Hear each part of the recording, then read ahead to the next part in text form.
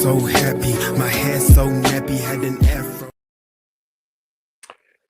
Good evening, Gooners, and welcome to Arsenal 101, the live watch along from Belgium as Arsenal face Club Brugge in the Champions League game week 6. I will be rolling solo until Apollo gets back roughly just before half time, and hopefully Tony will be joining me shortly, but if he's not, it will just be me. So welcome along to the watch along, and let's dive straight into the team news. Okay, so there's a few changes in the Arsenal team. Obviously we have David Raya in goal, Ben White at right back. Hincapié will be partnered at centre back by Christian Norgard. Miles Lewis Skelly comes in for Calafiore. I think that's obviously with a view to the Wolves game on Wednesday, as Calafiore is suspended.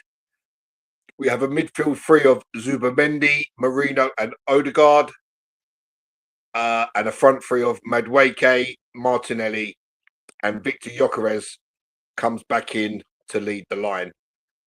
On the bench, we have Kepa, Tommy Stepford are the goalkeepers, Bukayo Saka, Jesus, Eze, Wanyeri, Calafiore, and then 3 teenagers in Lewis Copley, Josh Nichols, who I rate quite highly as a right back, and 13-year-old Marley Salmon, who is a centre back and dubbed the next William Saliba.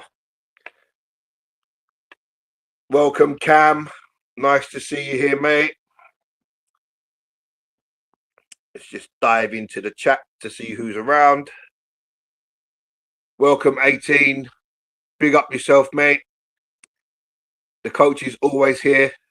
The coach's corner is soon going to be here. I've just been really busy and had a lot on, so it will be coming soon. Can be saying just give it a few weeks. We fielded Norgard and Marino as centre back pairing. Norgard likely going to find it more comfortable playing at CB than in midfield in our system. I think if you've got players that can stretch between a couple of positions, ideally it's okay for maybe the odd game, but really and truly you want proper specialists at that position if you're out there challenging for these big titles.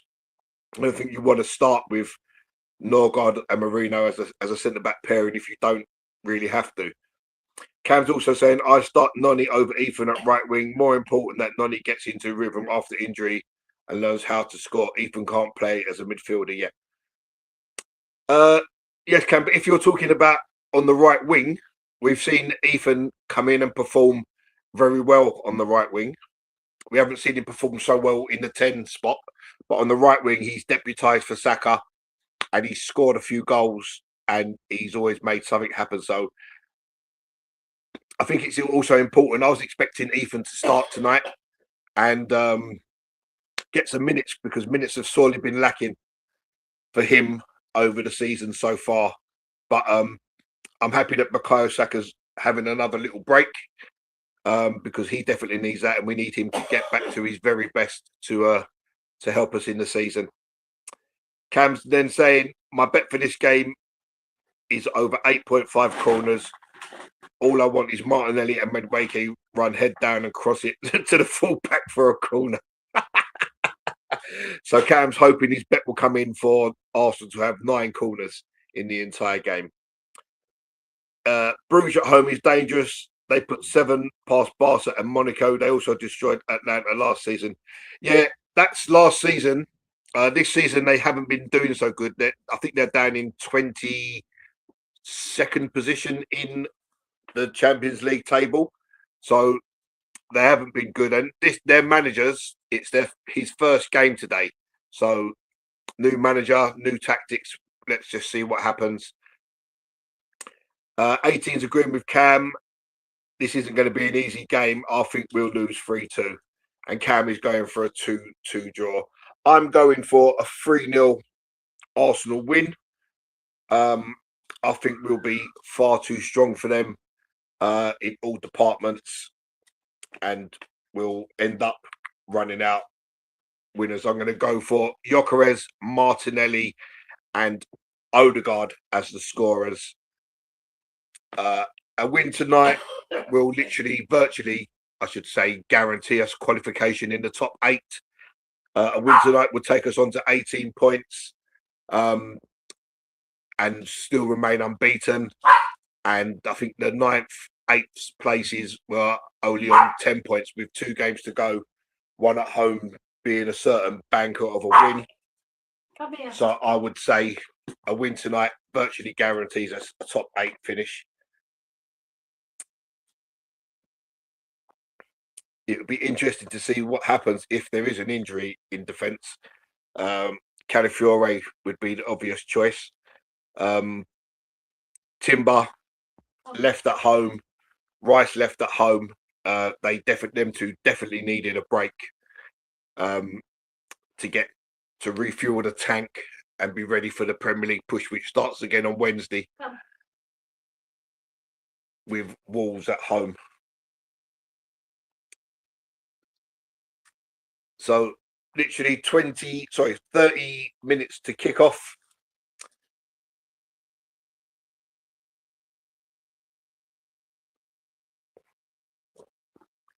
Don't forget to hit the like button, people, and support the channel.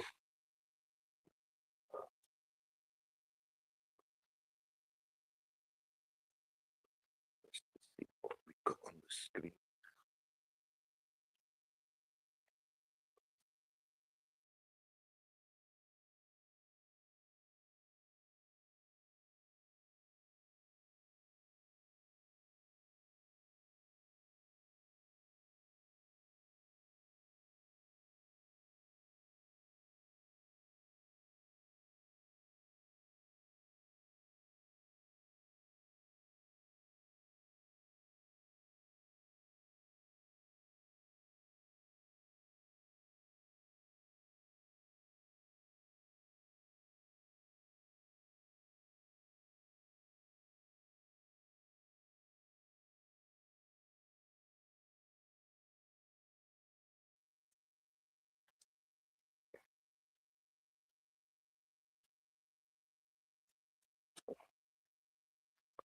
Obviously, Arsenal picking up a few more injuries since our last game, with the news broke a couple of days ago that Max Dowman is now out with ankle ligament damage in a friendly game played last Saturday against Man United. So that's a blow for the young fella, 15 years old. But when you're playing against these older chaps, you are asking a lot, especially when you are a skillful young player. There's going to be times when you're going to get clobbered and get tackled, and obviously you're still a growing child, and it's going to be tough to stay injury free. So we wish Max Dowman all the best and a speedy recovery. Talking of Arsenal's injury crisis and so many players picking up injuries, I just wonder what people's thoughts may be on why this keeps happening. I read a statement today from Alex Oxlade-Chamberlain, who's currently just training with Arsenal to keep fit while he looks for another club. And he was saying that one thing he noticed was how intense the training is. So could this be the reason why the players are picking up so many injuries? You know, if the training's so intense, and then you go into a game which you're playing that intensive pressing style, with the players not getting much rest in between, could this be the reason? So Apollo's just joined us in the chat. Yeah, so the latest on Max Dowman is out for 2 months with ankle ligament damage, and Jesus is on the bench tonight, and he will hopefully get some minutes back in his legs. My thoughts on Norgard playing at centre back. To be fair, I would rather see him in the holding role in midfield, which is his natural position, but he can obviously play there, or he wouldn't be playing it. And say we're literally down to bare bones. It would have been a choice between him and Calafiore. But I think that's you have to back the manager and say, look, if this is what he wants to do, then we're going to trust Norgard. He's an experienced player, and hopefully he doesn't get too much to do tonight, and Arsenal can get the victory. But ideally, I would like to see a defender playing in the centre back role. I'm glad he's getting some minutes, but I would have preferred him in his natural holding role. But Calafiore needs to be rested because he's obviously picking up a suspension. So maybe there was no need to rest Calafiore tonight. Maybe he could have played at centre back, but then you've got two left footers in Hincapié and Calafiore. So maybe Arteta likes the right-footed, left-footed combination at the back. But I think Arsenal have more than enough in the team here to take victory over a Club Brugge side that are not doing as well as previous seasons.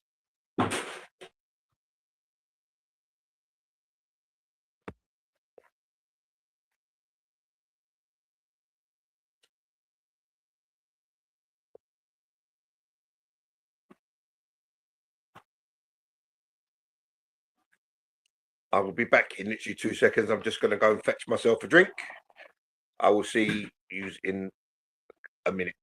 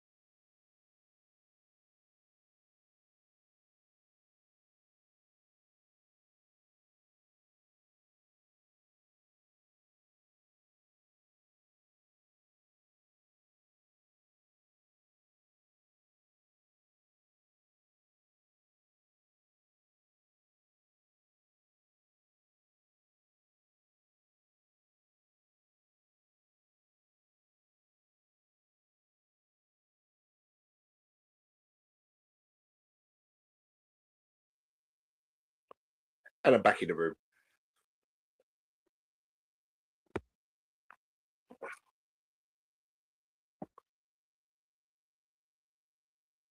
So, as Apollo was saying, I have no idea what the score is going to be tonight.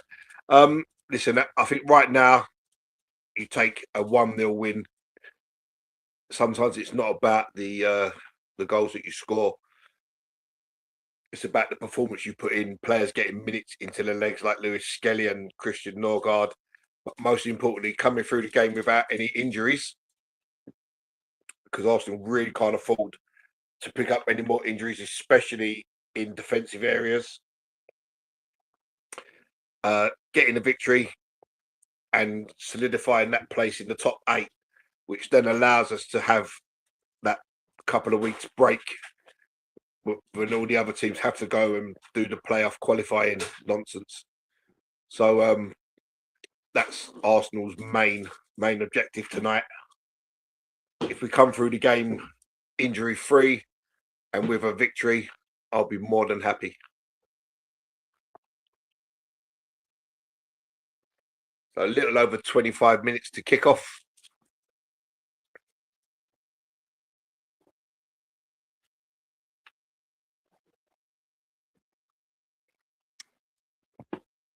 The game is on TNT Sports 2 for those that are tuning in to watch.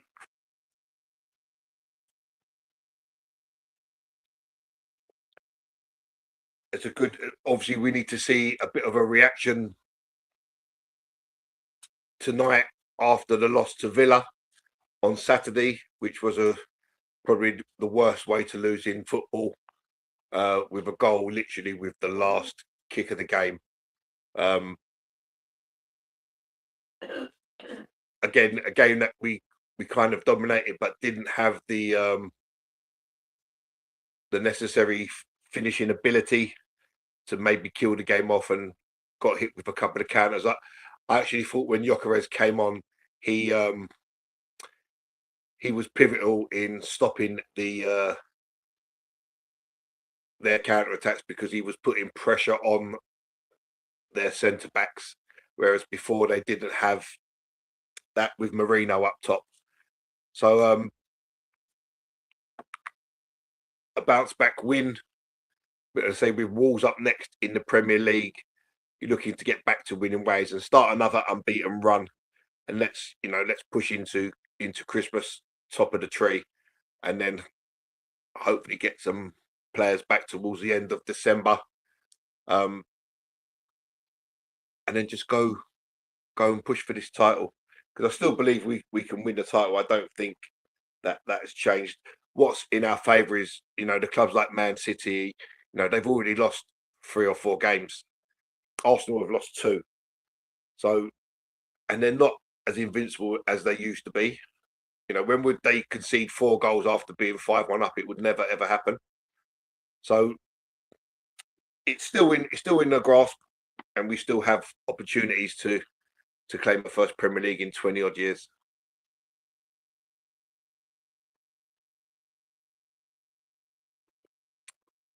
They're just showing highlights on the TV at the moment from the Villa game, and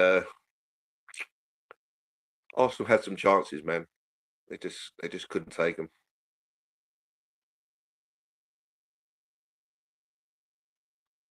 Got the players just coming out to do their warm-ups.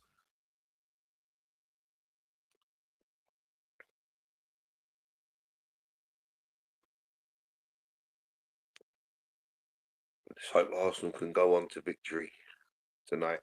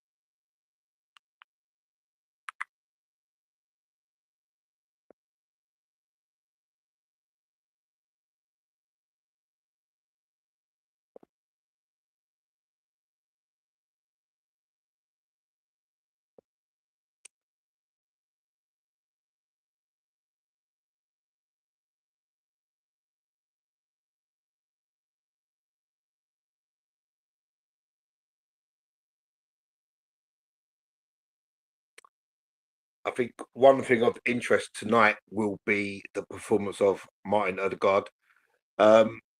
He seems to have the fan base kind of really split down the middle.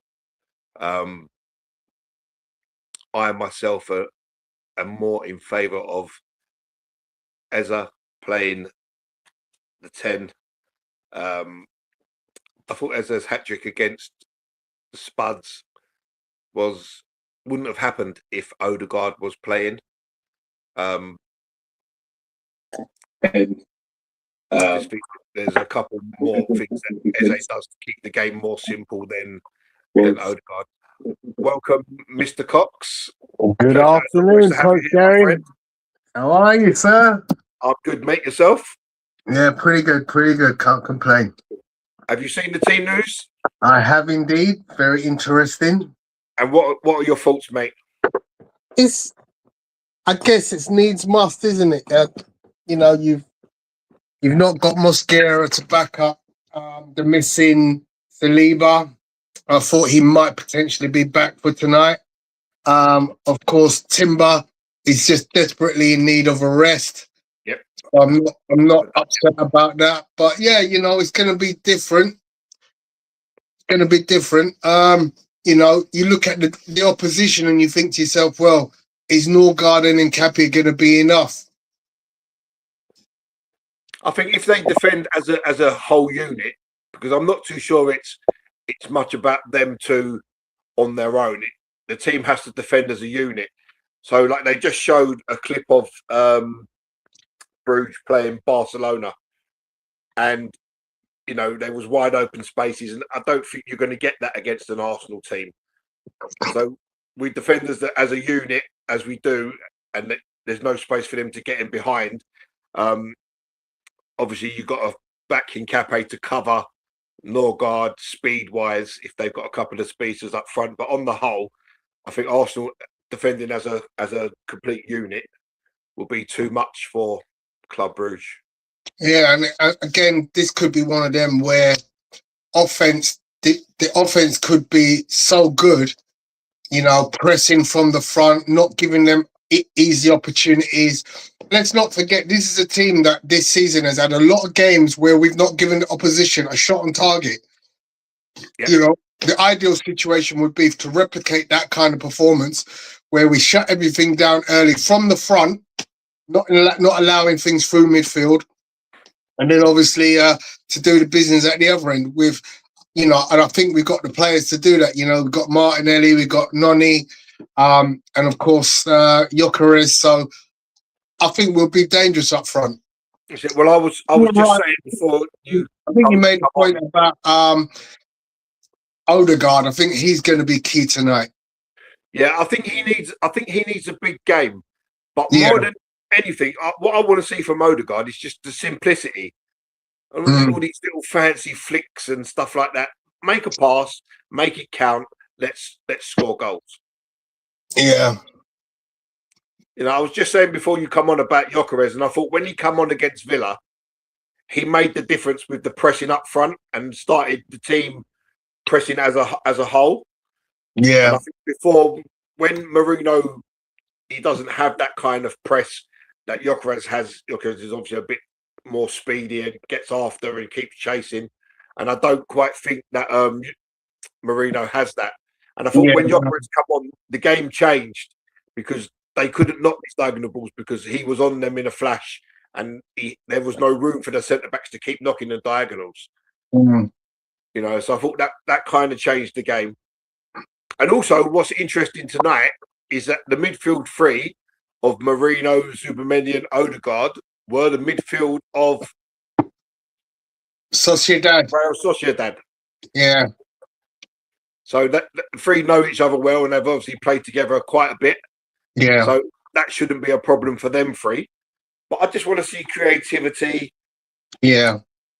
And just goals. That's what I think we missed on Saturday with Odegaard playing. He's looking. I can see his head ticking away, but he just doesn't seem to have it at the moment in terms of that final ball. I just think sometimes he's too hesitant, and I don't know. It doesn't seem to be a real pass. It's more like little flicks and back heels when it's not really called for. Listen, if you're winning the game 5-0, I don't care. You can do whatever you want. Yeah. But when the game's tight, go get it won, and then you can do what you need to do.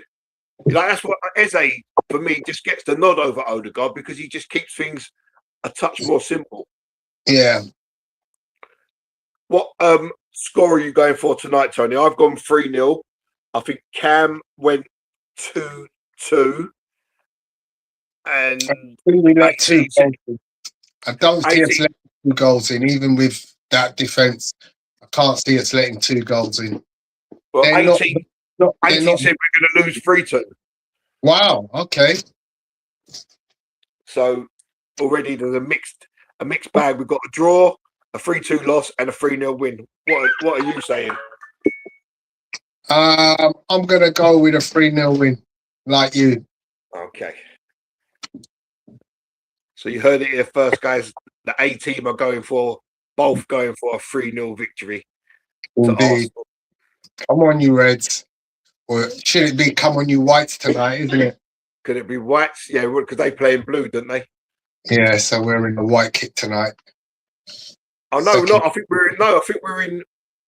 Oh yeah, we might be in white. I just saw them warming up. I can't think what. Yeah, I think they are in white because their their press poster for the game is in white, and that normally indicates what the team are going to wear. Oh, does it? I don't know. I've never really paid attention. I just thought it was a Yeah, picture of what a they player. do is the match they poster that they make, they generally always utilize the color of the kit that the team are going to wear for that match day poster. So you learn something new every day, man.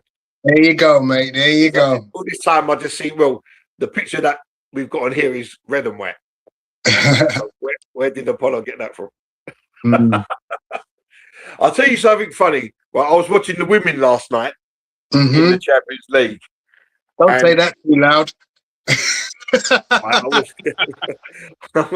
I was watching the girls playing the Champions League against FC20, and I was watching the game, and Frida Mana, Norwegian, just like Odegaard. And Yeah. it must be something in Norway, mate. It must be something in Norway because she just flatters to see, just like Odegaard. Like the simple things. And I was watching it, and I'm thinking, man, has Odegaard just grown long hair? Well, Ben White has got red socks on, Tony. Oh, okay. Ben Well, White you has know, got red the socks on. shorts are red. Well, the shorts looked more maroon than red. They are more maroon than red, but yeah, I mean, it could be maroon shorts and red socks. I don't know, but we'll see. I guess We will see. We will see. I'm gonna jump out quickly. I'll be back in a sec. Yeah. Yeah, no worries, my friend. Go ahead.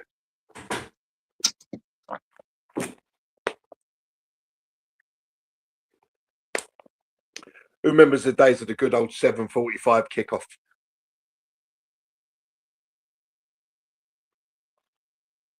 The days of the 7:45 kickoff were great. We'll just wait until 8 o'clock.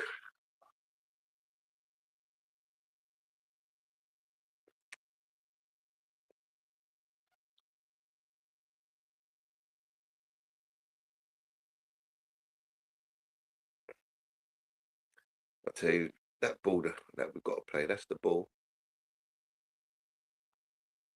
I like to see Arsenal just play more balls in behind and get players running in. Something that we don't utilise enough.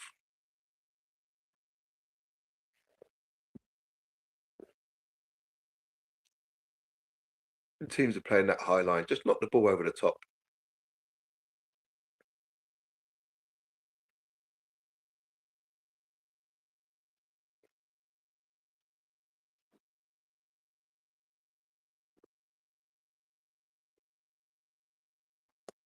Welcome, socials. Yeah, we started 20 odd minutes ago, mate, as Apollo had to go to his Pilates class, and we wasn't sure if Tony was available.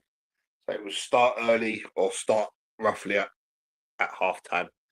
So I was trusted by the boss to take it solo.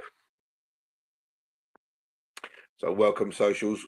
What are your predictions for tonight, and what are your thoughts on the lineup with Norgard at centre back?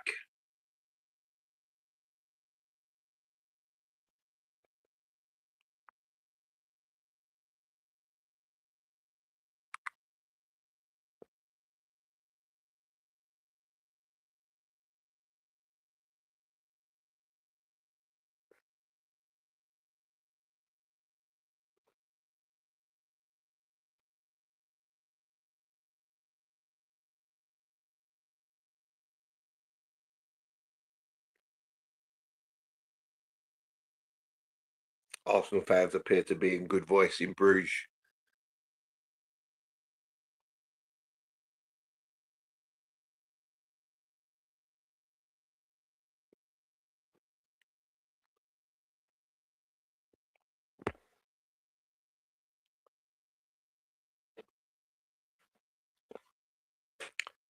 So social. No, I don't think it's going to be a 3-4-3.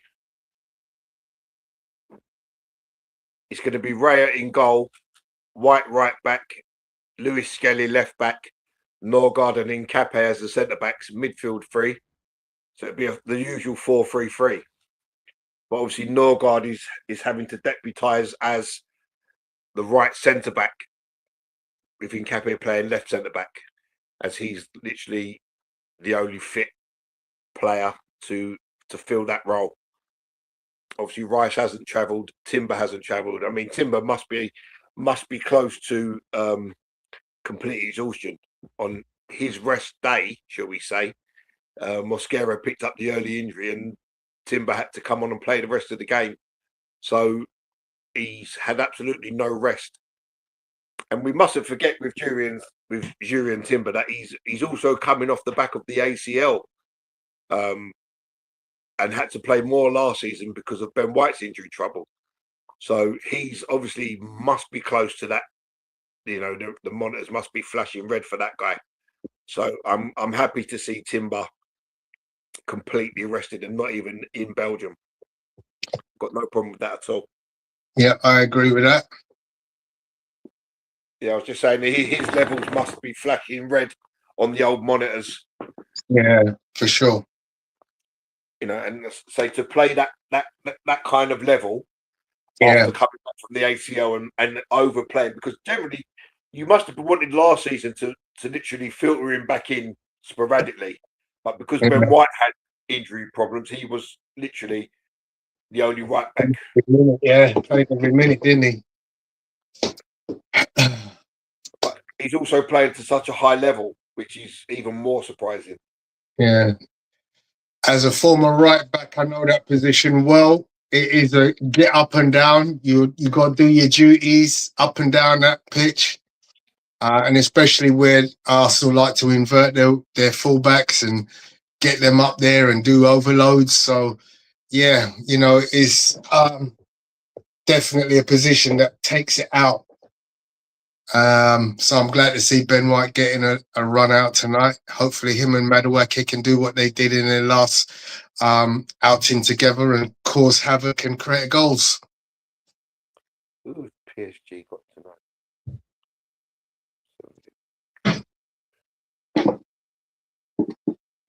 We should win that. Oh, Real Madrid, Man City tonight. Indeed, yeah. Tasty. I think City will win that.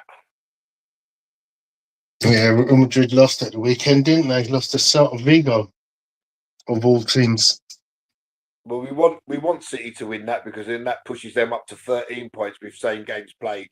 And if we win tonight, we're 18 points. So a win tonight virtually qualifies us in the top 8. Yeah. Pick up 3 points at least from the last 2 games. Yeah. So there's no drama there, and should finish in the top 8. That's what we want. Well, we just need that week or so off, didn't you, from the playoffs? Yeah. And then go into, For the sure. after. Yeah, So definitely. that's what you want, just to give all the players a rest. So let me see. Go ahead. Before you came on, I was just talking about the injury situation, and I don't know if you read the piece from Alex Oxlade-Chamberlain today, where he was saying that what he's noticed about Arsenal is the intensity of the training. So obviously, with the intensity of the training, if it's that intense, do you think that's why the players are picking up injuries? Because obviously, if the training's so intense, then you're going into the game being intense, and then you're coming out of the game training intense, back in the game intense. It's too much intensity. It very well could be that. It very well could be that. But you know what? At the elite level, I don't think anybody doesn't have intensity on a daily basis in order to be at that level.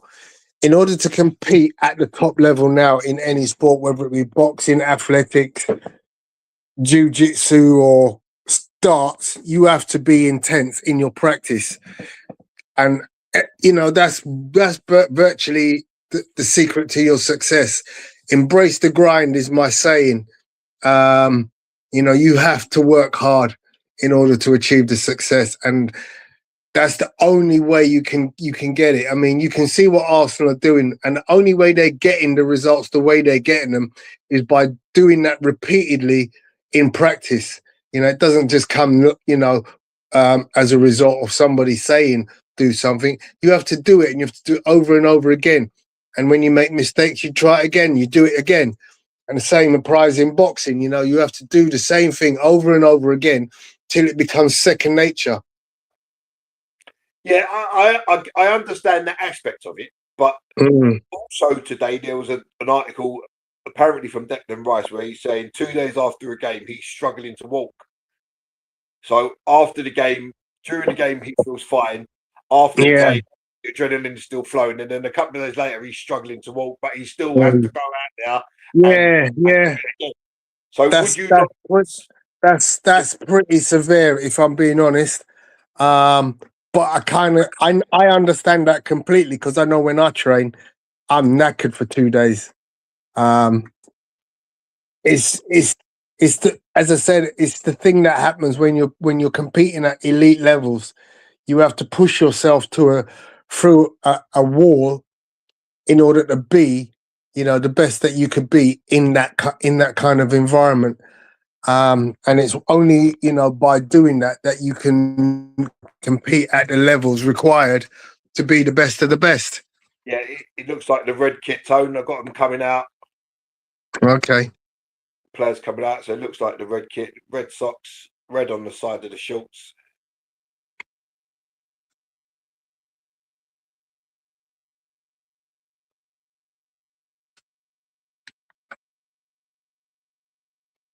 I think when you look at the transfer window we had, I think it's just a stroke of genius that we did what we did, because right now, if we hadn't, we would be, where would we be? We'd be in trouble.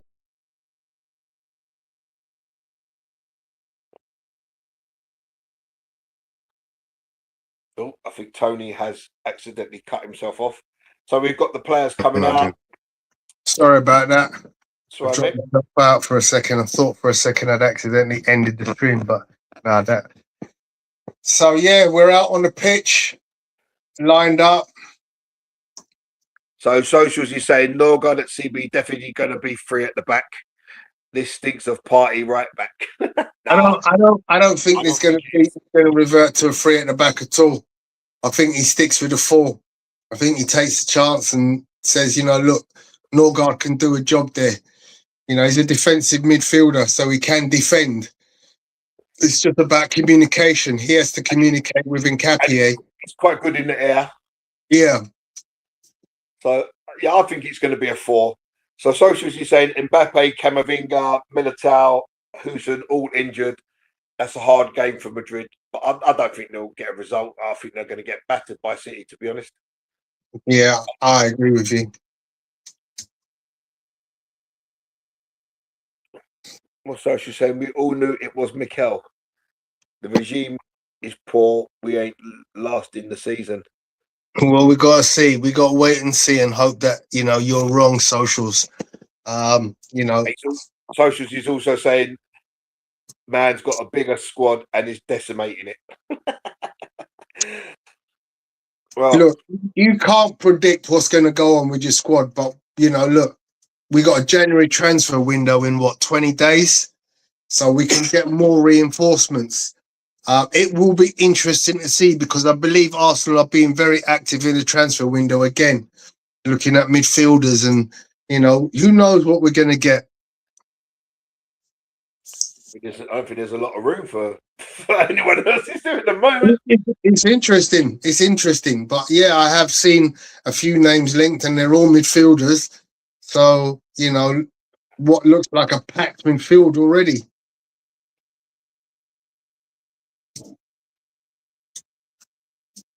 Nkapie saying his prayers. I don't know who's further forward. I've just seen the two captains hug. The referees are high-fiving each other. I'm just literally Oh yeah, a couple of seconds ahead of you're, you. yeah. I've just got the team on the screen, like they're going through the players. It's definitely, I think it's definitely going to be a 4-3-3. I can't see how you would make a back three out of that and then have a right wing back. It just wouldn't make sense. Yeah, for So sure, for sure. Mikel Marino is the only Arsenal player on a yellow card, and if he picks up a yellow card, he will miss the Inter Milan game. Yep. So the Arsenal team on the graphic shows a 4-3-3. This is I Victor don't Gyökeres believe with a they're going to change that. Martinelli with a bandaged left wrist. What's happening to the left wrist? He's had that on for the longest time. Gyökeres has got a bandaged left wrist as well. That's what I'm saying. The two of them got a bandaged wrist. I don't know what they're doing with their left wrist, but maybe we don't want to know.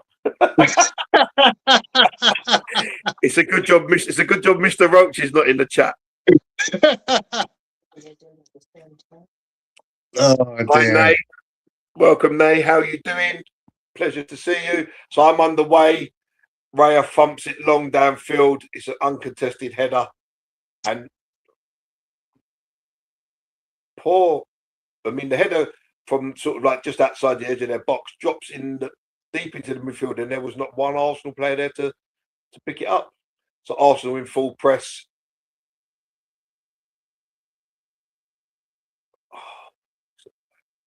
Oh, well done, Christian Norgard. So it looks like early signs. It's a double pivot of Zubamendi and Mikel Marino with Odegaard as the floating 10. And Odegaard plays the ball long, and Martinelli uses his body Someone really 40 well. seconds, 41, 42 seconds, 43. I'm just at 1 minute. Okay. So Martinelli used his body really well there from the ball from Odegaard to let it to sort of out the defender and let the ball go over his head, but then he couldn't do nothing once he got to the ball. So is it a Christian Norgard long throw? Yes, it is.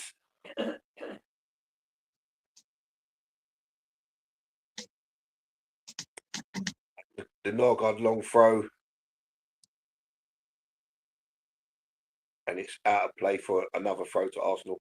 So Social is saying this will be hard work. Front line are all poor at keeping the ball.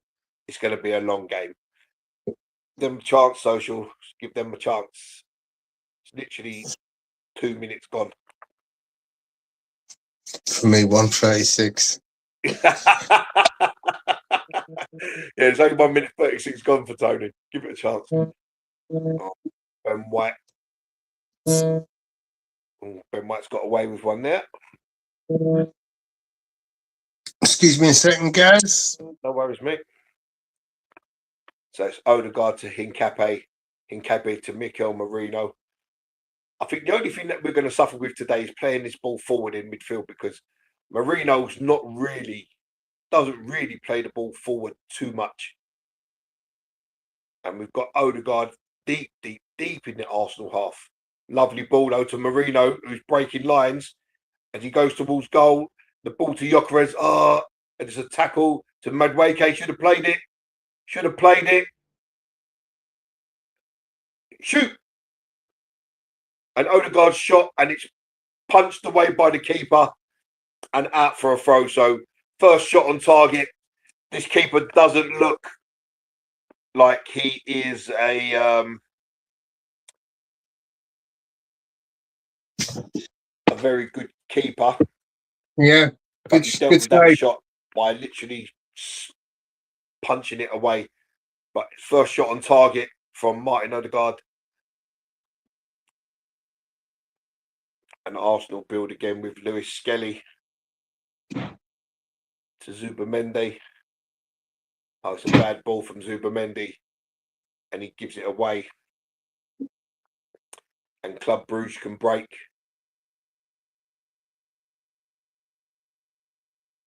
That's unusual. And Arsenal all back behind the ball. So it looks like Brugge are definitely going to play. They're not going to sit. And it's a lovely crossfield ball, but it's straight out of play. for a throw to Arsenal in line with the edge of our 18-yard area. So you just missed Odegaard going close, bringing a good save from the keeper. Yeah, no, I saw it. Just I lost you for a second, but I still had the screen on.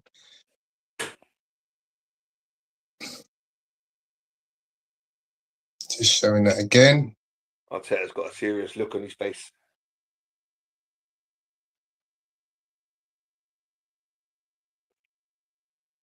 Come on, Odegaard.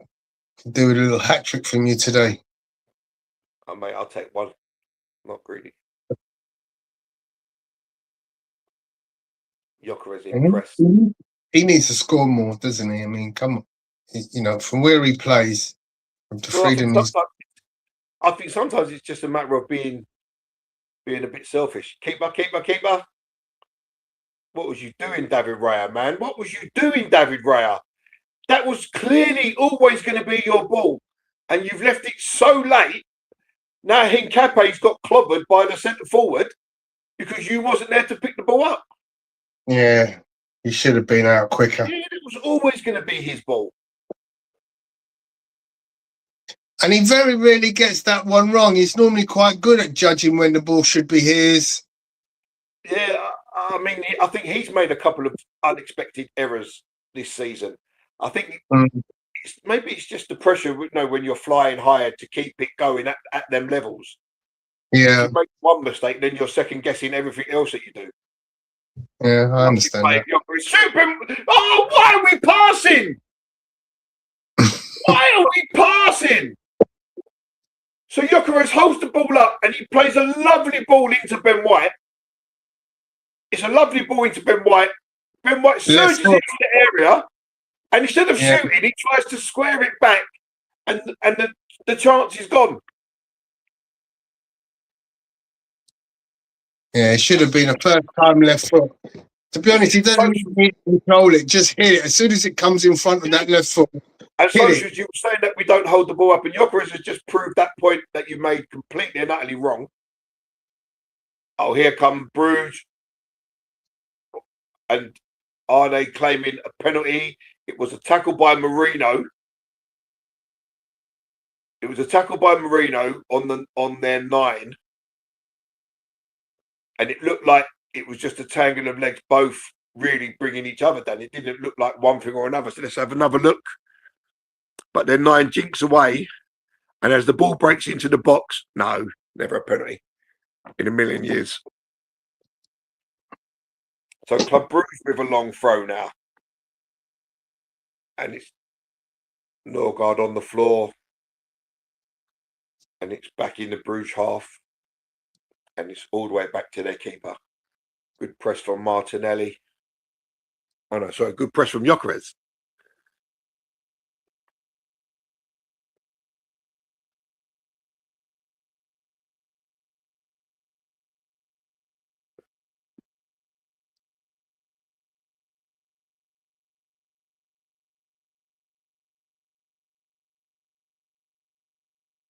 Arsenal pressing well.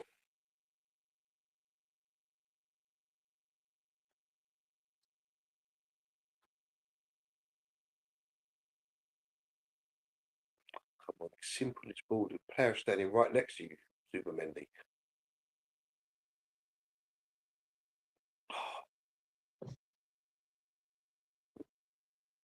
I'm going to call that a semi-decent from Odegaard to Medwaki there. He just got that wrong foot for him, wasn't it? What are we doing here? Are we checking for something? What's happening? What's happening? Throw was Arsenal's. No, what's he? No. I don't know. Looking at. You give Arsenal a drop ball, and the game continues. Not really sure. I don't know what went on there. So How does lovely, it? How lovely does that, ball from Christian Norgard. Come on, Nonny. What we got? Ben White on the overlap. Lovely ball. Oh, good defending. Lovely ball from Medwake. Lovely overlap from Ben White. And the defender just did enough to get a foot in before Ben White could cross the ball. Really good defending there. yeah. Good balls from Noni and Ben and into Ben White.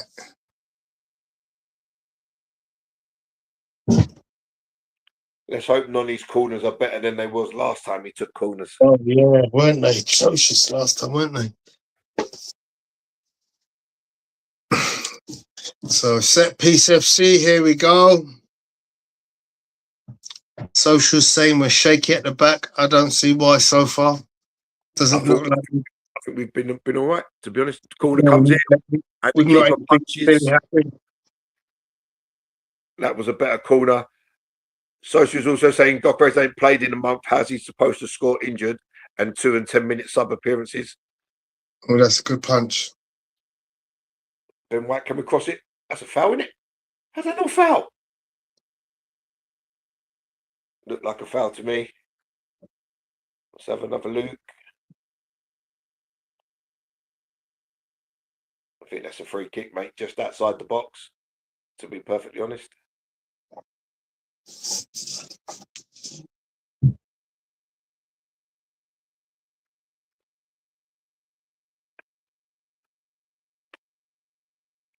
So a decent opening 10 minutes. It's a much better cross from Noni, isn't it? Yeah, a couple of corners he's taken have been spot on so far.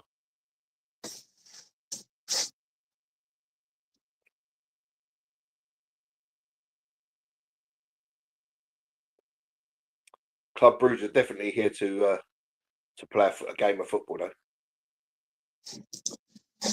That normally suits Arsenal. No low blocks. Open game.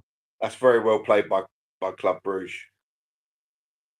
Got to say, press wasn't great from Arsenal, but they're knocking the ball around up front here. They're here to score goals, and a shot is driven and blocked. And Odegaard, just take the touch. What are you? He's tried to do a half touch and flick over the geezer's head. Instead of just controlling the ball, he could have run away from them, but he just give the ball back to them. That's got to be offside. Has to be offside. Yes, it is. Thank you. But again, that if they would have scored there, that would have been from Odegaard, just not doing the simple thing. And it's a lovely reverse pass, but the guy is a mile offside. Yeah, miles off.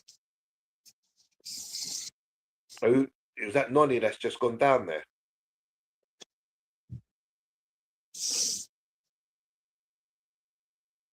Is that Dan? Is that Noni? Yeah, Noni Madueke down. Looks like a problem with his left wrist. It does. So a problem with his left wrist. So Saka doing his warm up.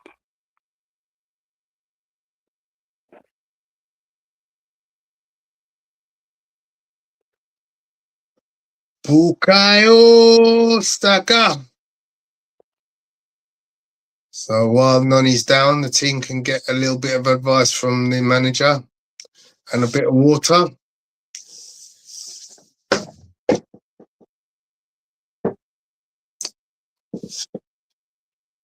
So the Club Brugge fans have got some kind of sign to their management. A lot of them are carrying a A4 piece of paper with the message, but I can't really make it out. Looks like some kind of protest potentially. Well, this is their manager's first game, isn't it? It's his first time taking charge of the team. Okay. So maybe it's something to do with the owners and what's going on. They're not having a great season, I don't think, in the Champions League. They're a lot more challenging. So it looks like Noni has a problem with his wrist or his fingers on his left hand, which hopefully should stop him from continuing.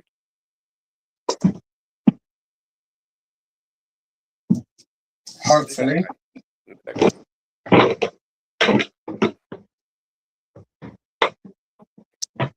Yeah, so it looks like Noni has broken his little finger or the finger next to his little finger. As they've been taking them up.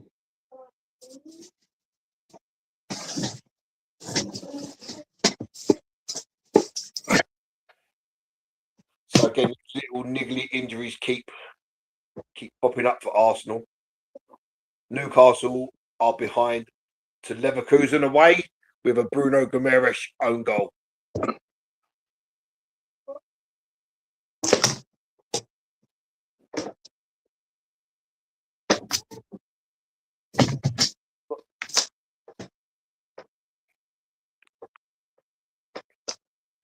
The game restarts with a free kick, which David Raya will take. Is that another new goalkeeper's top that Raya's wearing? I've seen that one before.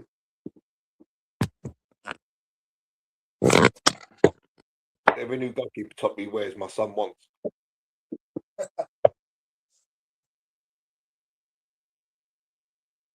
Well done, Martinelli. Martinelli with a good tackle wins the ball back. It's Norgard. There's not a lot of options. Not a lot of options. And it's Lewis Skelly that drops back in from midfield to Hincapié. And Martinelli just passes it straight out of play. What? Yeah, he tried to pass it back to Hincapié. He was under pressure and he just passed it straight out of play. I don't think Holding his back like he had a spasm or something. No, I think the guy just challenged him in the back as he went to play the ball. But I think at this level, you should be able to deal with that. And Raya gets away with. It's a good pass, but literally it was almost intercepted. It was almost intercepted, and then Marino gets punched in the back of the head.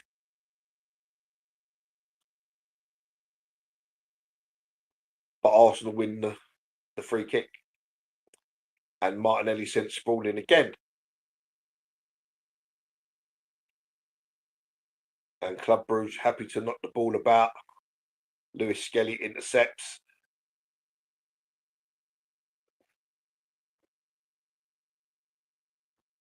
Oh, that's silly, Hincapié. But well done, yeah, picked up a yellow. Well done. Stops a good little turn, and he stops the guy from doing anything with a shirt pull. But the referee's happy just to award the free kick. He doesn't need to do that though. Well, I think Just there was stand him up. Just use your physical strength to push him away from where he's pushing the ball. Yeah, I'm not too sure that the cover was there, and once he got the other side of him, I think he was always fighting a losing battle. Come on, Odegaard. Now with Odegaard to Norgard, to Zubamendi to Hincapié, and the press is good from Club Brugge, and it's out for a throw to Arsenal. Arteta giving some instructions to Miles Lewis Skelly.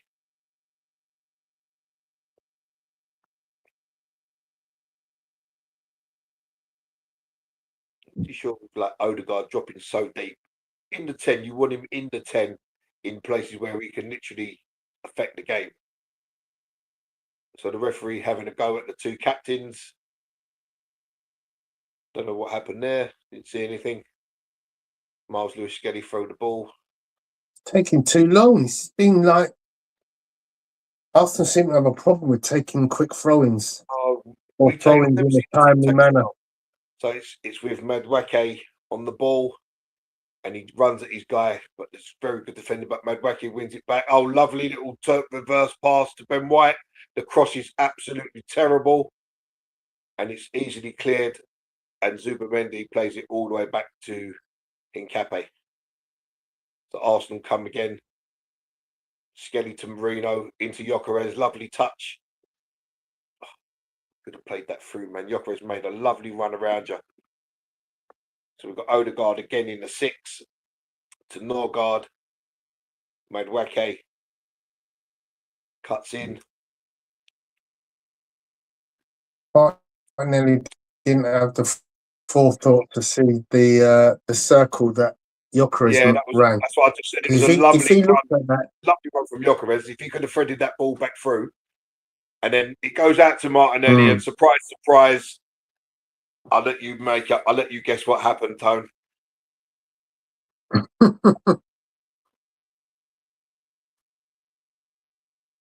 loses possession again. Yeah, for the third or fourth time already in this game, with 20 minutes almost played. Yeah. And I was saying that Arsenal looking at targets for the January transfer window, then that's got to be one of them. I wonder if a good offer coming from Martinelli, would you get rid of him? I would. If it's a good offer and you can upgrade, I'd definitely do it. It's a good ball from Ben White, and Madueke's Mhm. there. Oh, well played, Noni. The ball was all the way into the corner flag. Madueke gets there. He has the presence of mind to run out of play, turn, and play the ball back off the defender for an Arsenal throw. And it's Christian Norgard again with the long throw. There's been a quiet opening 20 minutes. Arsenal probably just shaded it. It's a long throw again, which is not really a long throw. I don't think we have that person that can throw the ball. We've only had one shot on target so far. Yeah. So. And there's a cross, good cross from Norgard. And it was Madueke up. Lewis Skelly scuffed it. Oh, Ben White's hit the post. Oh, Hincape's hit the post, sorry. Hincape hit the post. It was Miles Lewis Skelly's shot. And it was going wide, and Hincape redirected it. And it's cannoned off the base of the post. So Arsenal still have it. Zubimendi and Odegaard playing as a right back now. Lewis Skelly over on the right. Lovely ball in to Zubimendi, to Hincape, to Martinelli. Well played, Lewis Skelly. Martinelli with the cross. Oh, and that's a goal kick, is it? Marino, it was a lovely cross by Martinelli, and Marino flings himself at it. I'm sorry, Gyökeres flings himself at it. And did it come off? Well, it's hit the defender flush in the face. Gyökeres is probably about half an inch from getting in front of the defender, and it's a very good. I think it's just hit him in the face. The ball curled away from Gyökeres, and it hits the defender in the face. And I think Gyökeres gets his head to it, but it definitely hits the defender on the way out. Yeah, I'm not too sure if he got his head to it or if it curled away. Just as he was about to head it, it kept on curling. But unlucky. First decent thing that Martinelli has done in the game. Don't need to be so aggressive in Cape. And here come Club Brugge. Madueke getting back to help out Ben White. And we force them all the way back halfway into their own half.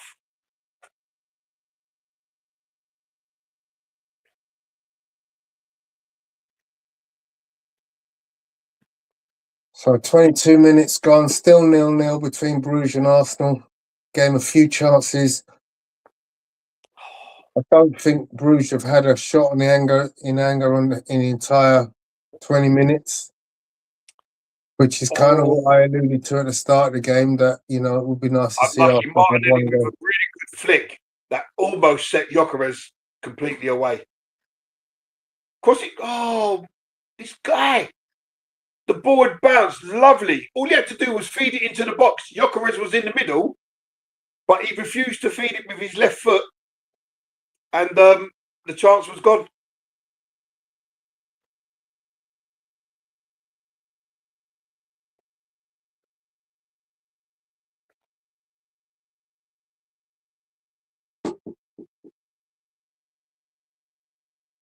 Yeah, Arsenal have settled into a rhythm of passing that is making it very difficult for Lewis Bruges Skelly to get anywhere.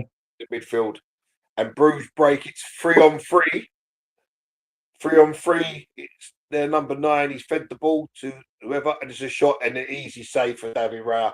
Easy save. There's poor passing there. Really wasn't necessary. I think sometimes we're just the master of our own downfall. Yeah. Sloppy passing. So it's Mikel Marino on the ball. He feeds it to Hincapié. Hincapié to our main guy, Martinelli, who gets a shove in the back, but this time manages to pass the ball to an Arsenal player. And it's Christian Norgard. Can we find a way through? And it's with Medwake, who's got heavy strapping on his leg. Medwake breaks away, drives. He shoots. Oh my word! What a goal! Nani Medwake! He turned, he drove, he had the strength. 25 yards out, he unleashes an unstoppable shot into the top corner. What a goal! Get in! What a goal! And we've got naked supporters in the crowd. What? That goal was so good, the guy lost his shirt. Medwake says, give me a drink, mate. After that, I need a drink. But he had the power and he just kept on driving. And bang! What a finish that is! That's lovely. We don't shoot enough from distance. No, we And don't. sometimes, if you don't take the chance, that, my friend, does not happen. Underside of the bar, no goalkeeper is saving that. No. That's a beauty. Absolute peach. Yeah, Absolute no peach. goalkeeper's getting near that. Hits the underside of the bar. And I think that is just desserts for the opening 25 minutes because Arsenal have just shaded it. Hold on. So what's happened there? Has this guy just poleaxed Martin Odegaard? He's holding his. I know Odegaard's holding his thing, but that was off the ball, though. Oh no, he went for the tackle and Odegaard just passed the ball before he tackled and he steps on Odegaard's foot. Yeah. Nothing to see there. Move on. Yeah, But it gives Arsenal a chance to put the ball into the box. for sure. Dangerous area. And it's going to be Odegaard to take. Mabueke's looking hungry, man. He's like, give me the ball. Give me the ball. All the usual suspects are up. Marino, Hincapié, I just play it to Zubamendi. Norgard. I wouldn't even put this in the box. Play it to Zubamendi. Work it short. Don't need to put it in the box from there. There you go.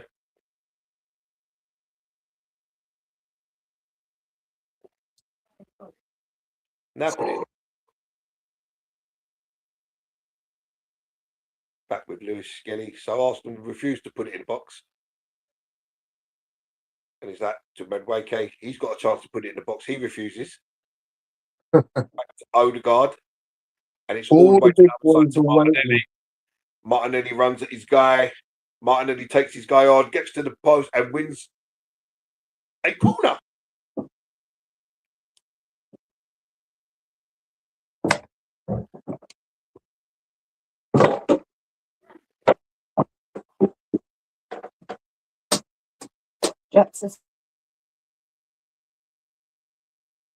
So it's Martinelli to take the corner.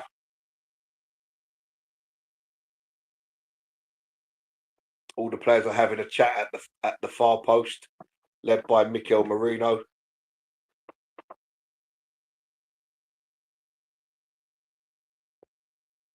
Martinelli's corner comes in. And it's Hincapié. Oh, what a save from the keeper! Hincapié denied his first Arsenal goal. And Martinelli then puts the next cross way over everybody. And Club Brugge can break. But Hincapié denied by a fantastic save from the goalkeeper. That was almost 2-0 to Arsenal. And another set-piece goal.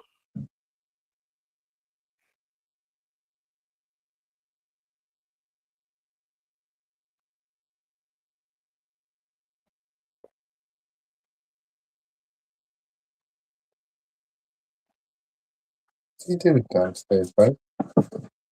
Oh, and good defending from Norgard at the back. Probably stopped an almost certain goal. He just managed to get the foot in before the player was arriving in the box. We would have had a free shot at David Raya from. Oh, no fouls in Cape, no fouls. Don't be so aggressive there. You don't need to be.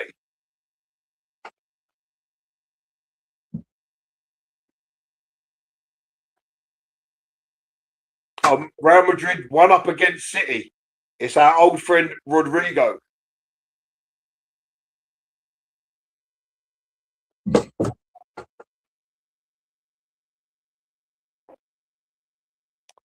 So approaching the half-hour mark, it's still Arsenal 1, Club Brugge 0.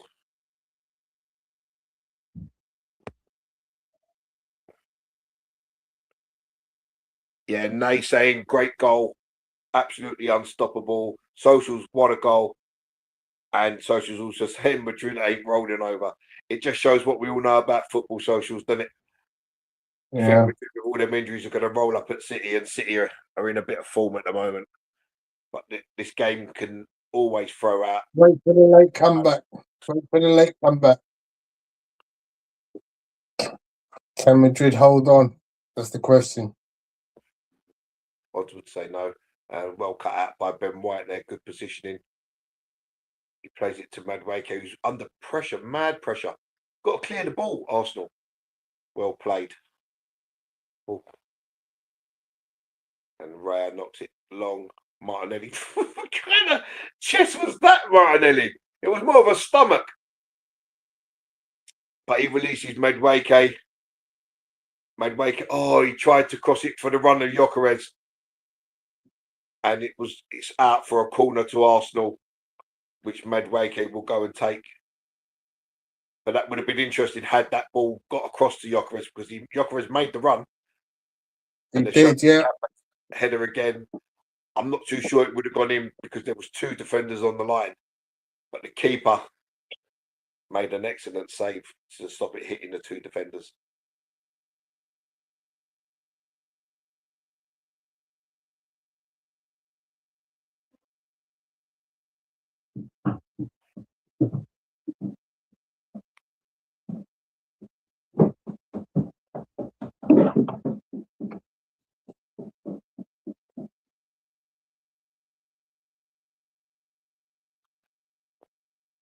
So Madueke with the corner. And Martinelli fluffs his. Oh, he fluffs his shot. But then it's flicked on, and it's flicked on again by Gyökeres, and the keeper's able to claim under the bar. Well played, Mikel Merino. Oh, well played in Cape.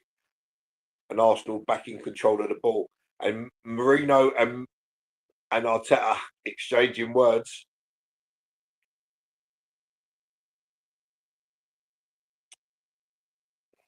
Arsenal comfortable in possession. The press seems to have gone from Bruges.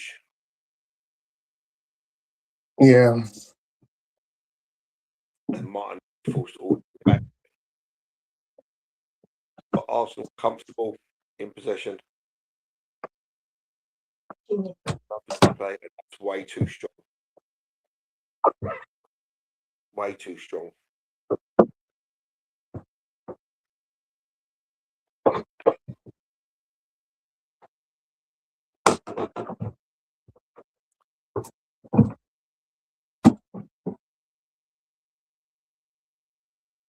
Here come Club Brugge. And they worked it well to the edge of that area. Very good defending by Henkape and Norgard. And Odegaard again gives the ball away in a dangerous area. And then 9 cuts in, and it's another good block from Henkape.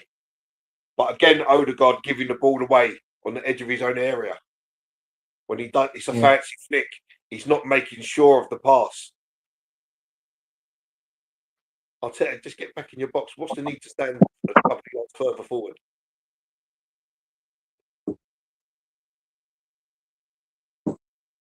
And the press from Gyökeres and Odegaard forces them all the way back to their keeper.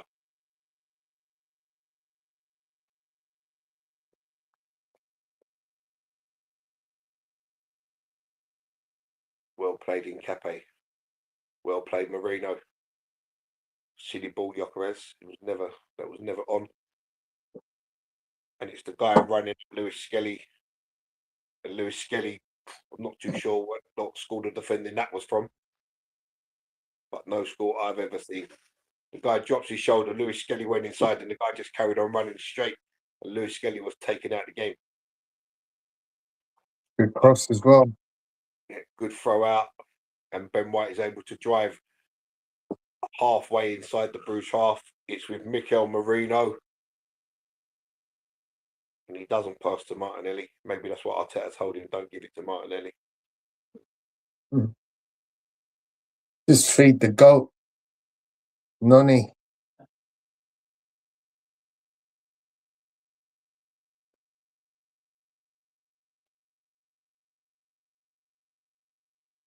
And Arsenal comfortable in possession there, just walking pace. Lewis Skelly with the ball, dragged it one way, dragged it back the other way, and then just rolls it to Christian Norgard, who gives it back to Skelly.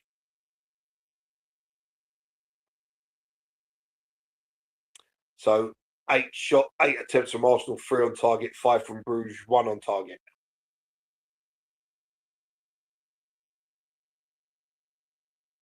That ball is way too strong. But Noni Madueke wins a throw for Arsenal. Well played, Madueke, because he didn't let the defender just settle that ball out of play. He hustled and harried, and wins a throw.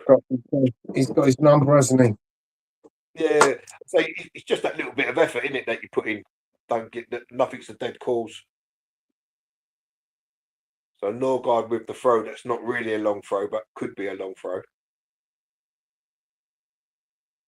And again, it's kind of just not really a long throw.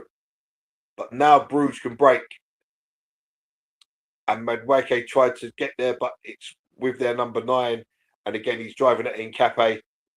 And it's a shot straight at David Raya. So the 9 is, what's his name? Carlos Forbes. Never heard of the guy. But I'm being told he scored twice against Barcelona.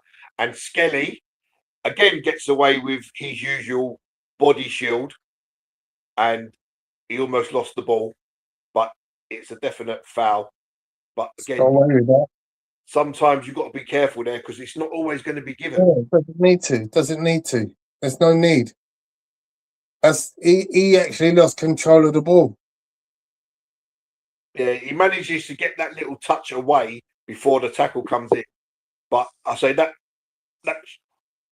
City have equalised, and terrible ball from Mincape and Martinelli completely on the wrong wavelength.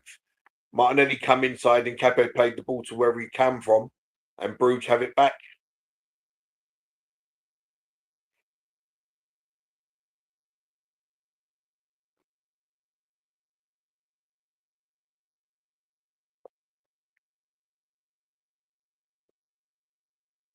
Bruges having a little package of movement of passing. Yeah, I think that's always going to happen in these type of games, isn't it? You're not going to keep one team down for forever. I mean, they're quite a decent team, Bruges. Maybe they've been having a bit of bad luck in the Champions League. I don't know how many managers they've gone through or whatever, but it's you're not always going to have it your own way for 90 minutes in the Champions League.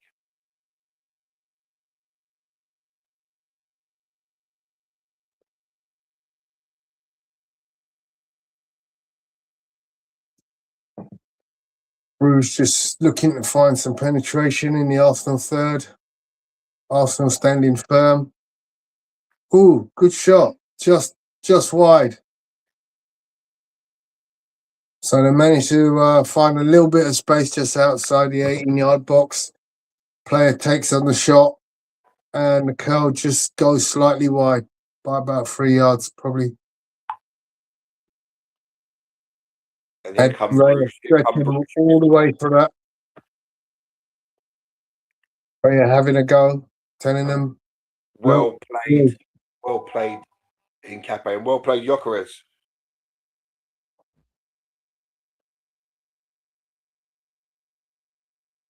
Yeah, good tackle from Nkapie.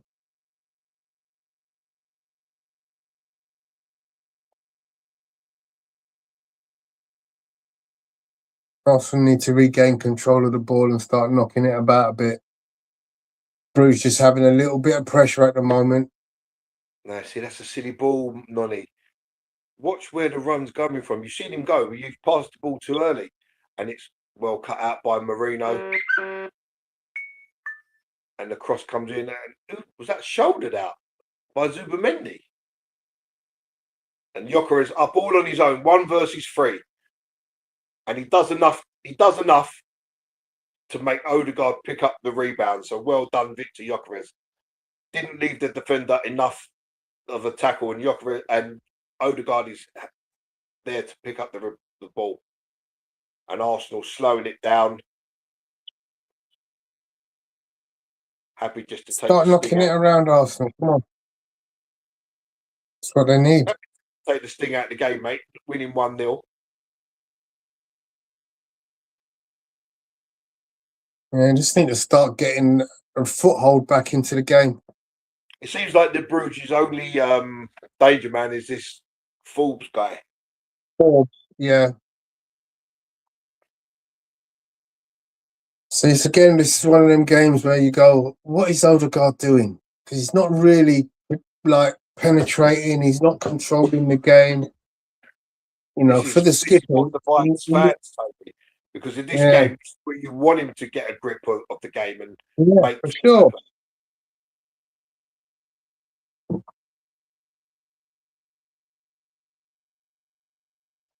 Good ball. Oh, Ben White just on the stretch. He's played that ball a couple of times, Odegaard. It's a little chip with spin on it.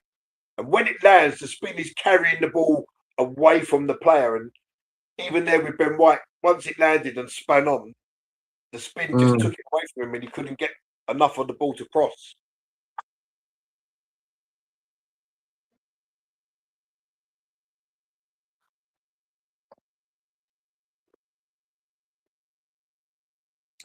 Considering that a season ago, Martin Odegaard was up there as one of the most creative players in Europe, he's literally just become an also-ran in this team. I think he's still a good player, but we're not seeing the creativity that opens up defenses anymore. And the worst thing is we've got the forward now that would benefit from it. Yeah. But you're holding on to the ball too long. It's the little flicks and tricks instead of proper passes. And well covered, Zubamendi there. Bruges again trying to penetrate Arsenal's defensive wall. See, that would have been Gyökeres blocked the way back to the goalkeeper there, but there was nobody else up to pick up the loose ball. Oh, and another good save from David Raya, and he actually managed to hold that.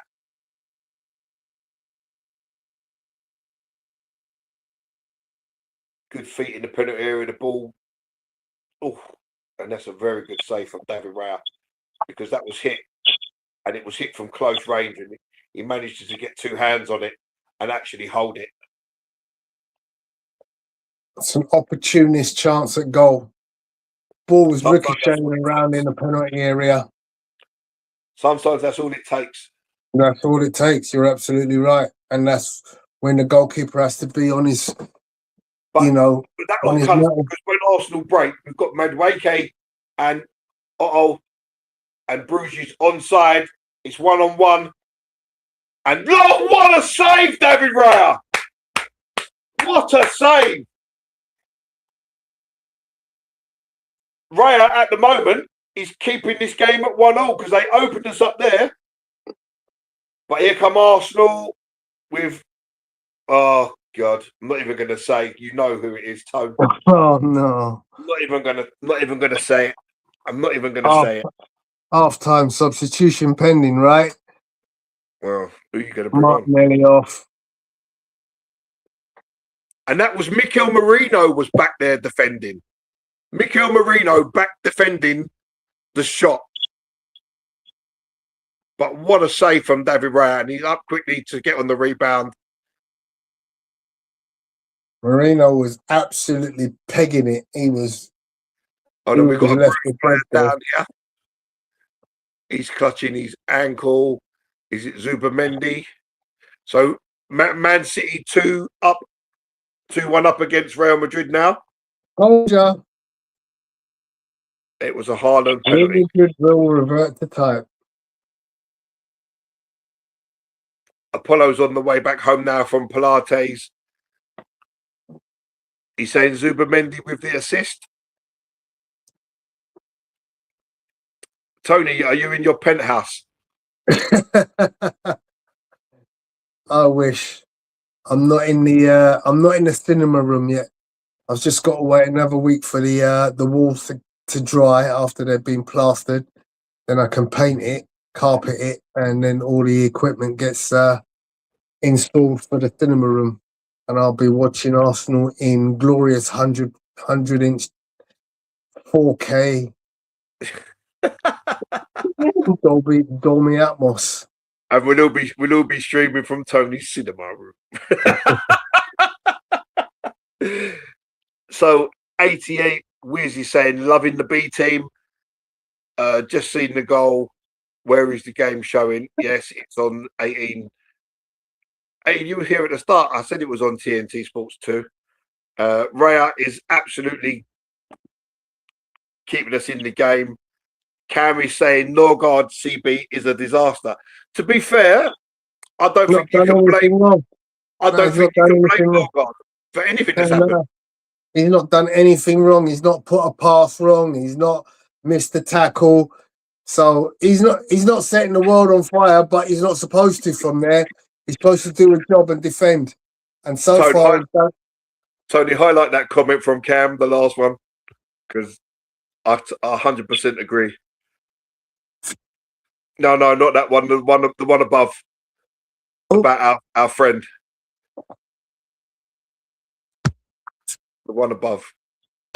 I don't know. The Martinelli one. He's been atrocious this half. He's got another opportunity now. Look, he's doing step overs. He backheels the ball away from himself. He hasn't gone nowhere in 10 seconds. Still gone nowhere. Feeds it back to Nkape. And there's Norgard. There's Odegaard.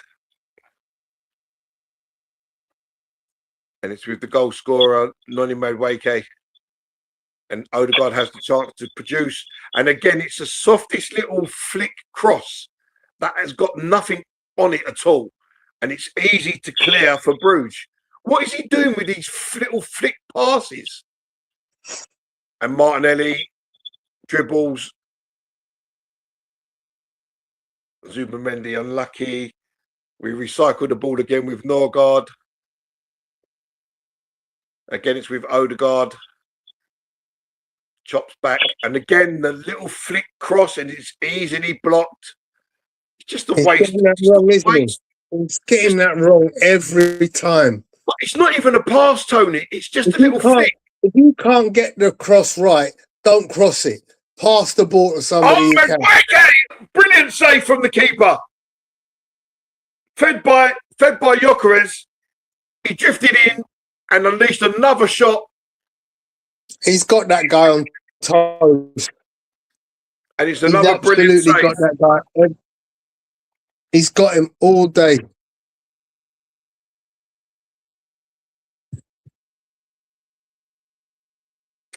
No, Apollo, it's on TNT Sports 2, mate. And again, Odegaard with the flick pass, this time out to Martinelli, but he can't control it. And as soon as, because the pass is flicked, because it's not played with any pace, by the time the ball gets to Martinelli, the defender is bang on him. No, so the touch is terrible. The touch is the touch is terrible because there's spin on the ball, because he's playing it with spin. I don't think that's an excuse for that touch. Sorry. You know, this is Martinelli in it. But what I'm saying is, if you pass that ball properly, without the little flick, You're going to give Yeah, the guy bad touch or not, more of a chance to control it and run away from the defender. So Gyökeres is fouled, he handballs it, and the referee gives a free kick to Bruges. So that is half time. Arsenal going 1-0 up. I would say as very semi-decent performance so far from Arsenal. Star man has definitely been Noni Madueke, who scored one fantastic goal. he's had a level one save. And had another 2 saves, I think it was. But very, very well played, Arsenal. I don't think we've been terrible at the back. I know there was a criticism of Norgard, but to be honest, I don't think he's done much wrong. Most of their things have come down our left, so you have to look at Hincapié and Lewis Skelly for that. But all in all, David Raya has made 3 fantastic saves. So the 2 players that are standing out for Arsenal, well, 3 players are standing out for Arsenal at the moment, which is David Raya, Noni Madueke, and Mikel Merino. Can be saying Gabby is shocking on the left. Actually, if you look at Jesus, obviously you're talking about Martinelli, but if you look at Jesus' record of playing on the left, it's far better than that of Martinelli in his time at City. He produced most of his best stuff from the left-hand side. 88 quiz. 7 o'clock on Saturday. Yeah, We are back 88 again. quiz. He said Odegaard's legs are weak. He hesitates, takes too many touches, can only go right or middle, and slows the game down. And Bruges should have a goal at least. Yes, Social, you're bang on right. Unfortunately for Bruges, we have one of the best goalkeepers in the world in between our sticks, and that's the reason why we go in. Yeah, Hincapié can be rather aggressive. It's the South American way, unfortunately, and it is something that he needs to control.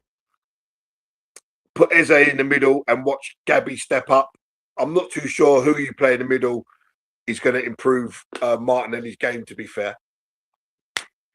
Yeah, I don't think there's anything you can do with that. He just doesn't make the right decisions. He's not got a footballing brain. I think at this point, I think the experiment with Martinelli on the left wing is a bust. Yeah. I think he has to go through the middle as a starter or a sub through the middle, and then you've got Trossard. I don't think you can afford to have that kind of luxury player who doesn't always start in the middle, isn't a natural goal scorer from there anyway. You know, when you look at striking options, you know, Marino's come in, we got Gyökeres, we got Gabriel Jesus, we got Kai Havertz to come back. So Martinelli's got to be like option 4 or 5, isn't it? Well, yeah, I would agree with you there. Can I just state, 18, that I do not have any problem with David Raya. I congratulate him when he does things right, and if I think that he's made a mistake, I will mention it. That's all there is to it. I don't know. I think he's a very good keeper, but like all goalkeepers, if you make a mistake, it generally leads to a goal. And unfortunately, this season, I think he's been at mistakes for probably 2 or 3 goals that we've conceded. So if he has a good game like he's having tonight, I have no problem giving him his oats and saying what a player he's been tonight. So far so good. He hasn't made any mistakes, and he made 3 fantastic saves. And that's what it is being a goalkeeper, unfortunately. My son is a goalkeeper, and he will have moments where he's been outstanding. And I'm not telling lies, man. I'm not here to tell lies. I think it's fair to say Raya is a very good keeper in the league. He's right up there in the top 2 or 3. You know, he has saved us on a number of occasions. and he's worthy of praise because he's an outstanding goalkeeper. He's an outstanding shot stopper. But yeah, Gary is right. You praise him when he does well, but you also got to recognise when he makes mistakes. And he has made mistakes on several occasions. Whether it be trying to play out his positioning, sometimes where he gets chipped from 40 yards, where he's not in his goal. Being not centre of goal, being wrong side of the goal from free kicks. He gets his share of errors. I mean, a perfect example to me, right? So, If you look at the Chelsea game, now from the free kick which led to the corner that they scored from, the ball is curling viciously away. There's no way that Raya can come and get that ball. But he starts to come, realise he's never going to get there, backs off, but then he's not in a position to save the weak header because he's out of position because he started to come for the ball. So as he backtracks, all he can do with the header is push it away from the corner, which they then score from. So that, to me, is a slight error in the judgment of coming for the free kick. Then they score from the corner. Now, had you not come from that, if you say, right, that ball's curling away from me, I'm going to position myself correctly here, the header from, I think it was João Pedro, is going to go straight into his hands. He can easily catch it. There was no power in it.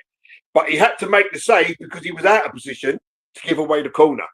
So that's a slight error. Tonight we saw him should have come for a ball, and then Hincapié ends up getting clobbered by the attacker because Raya's hesitation didn't bring him out for the ball. So that's another slight error, but it didn't lead to a goal. But then on the other side of the coin, he's made 3 fantastic saves tonight, which has kept us in the game.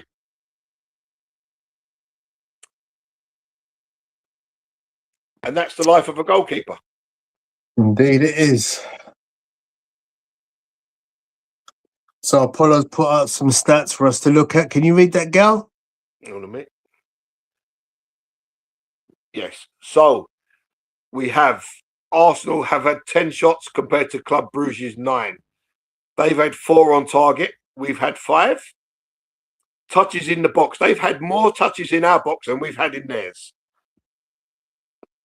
Possession, I think it's 57.2 compared to Bruges' 42.8. Final third passes, 55 for Club Brugge, 76 for Arsenal.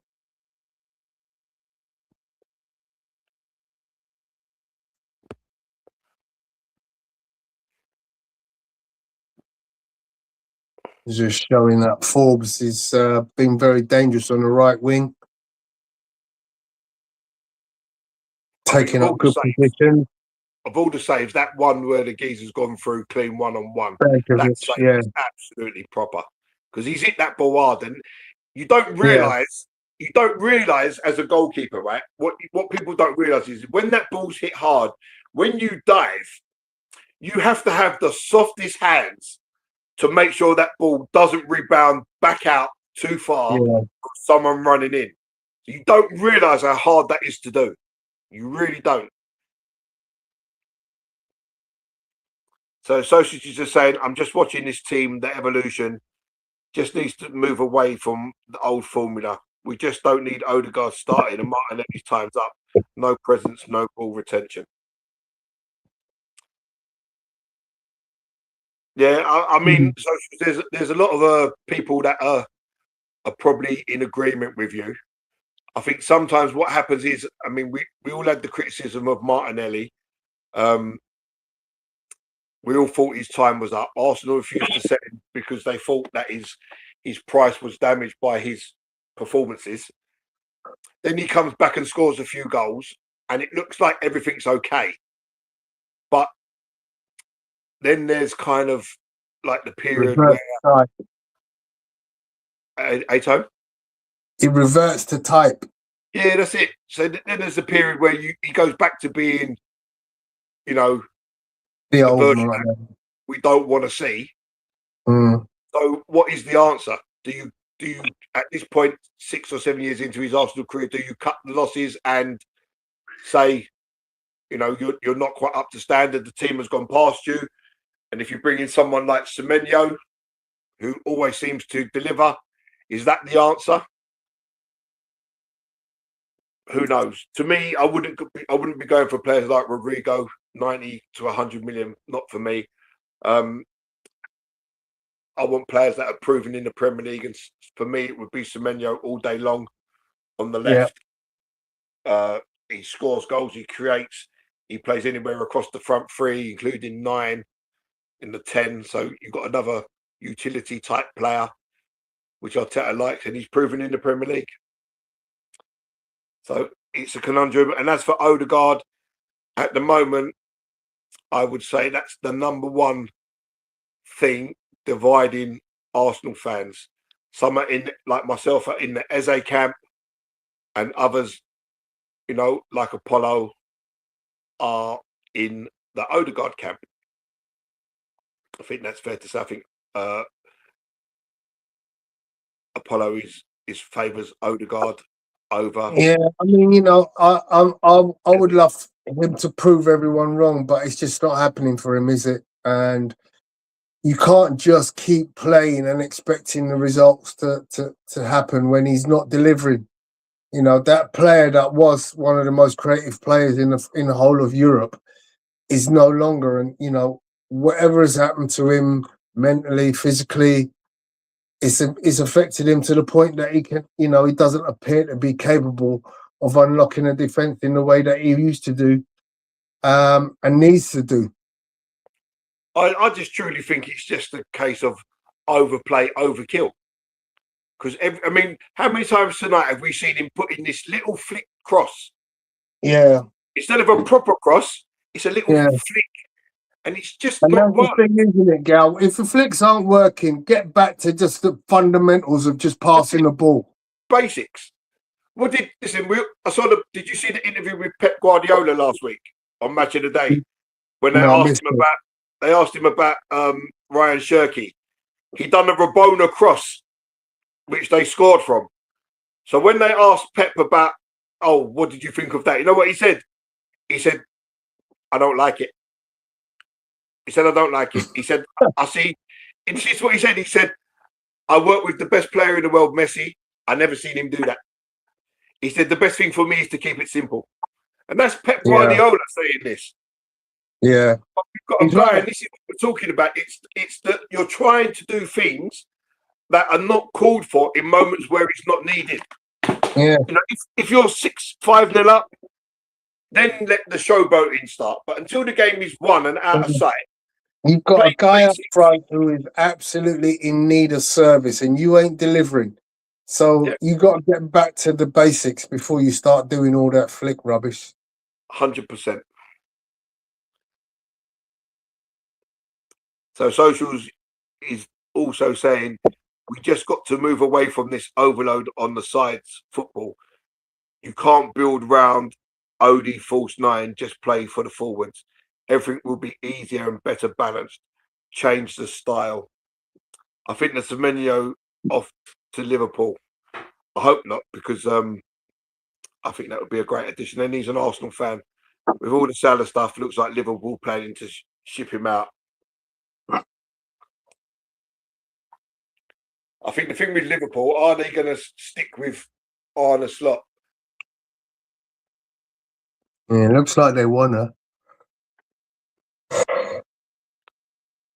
So Real Madrid are lucky that they're not down to 10 men, because that penalty that they just gave away for the foul on Haaland, that was a last man challenge.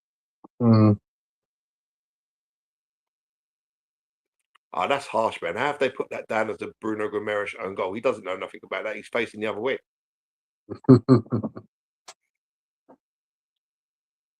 The ball comes off him, doesn't it? So it can't be anybody else's goal. Yeah, but it was heading towards the goal. It was heading in.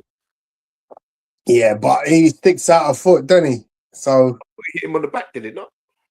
it's a weird one. In the Real Madrid game, the referee is the guy who looks like Leandro Trossard, isn't it?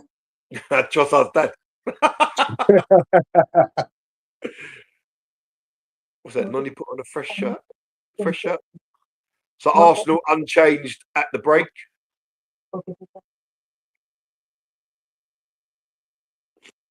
Brugge doing a little cone warm up.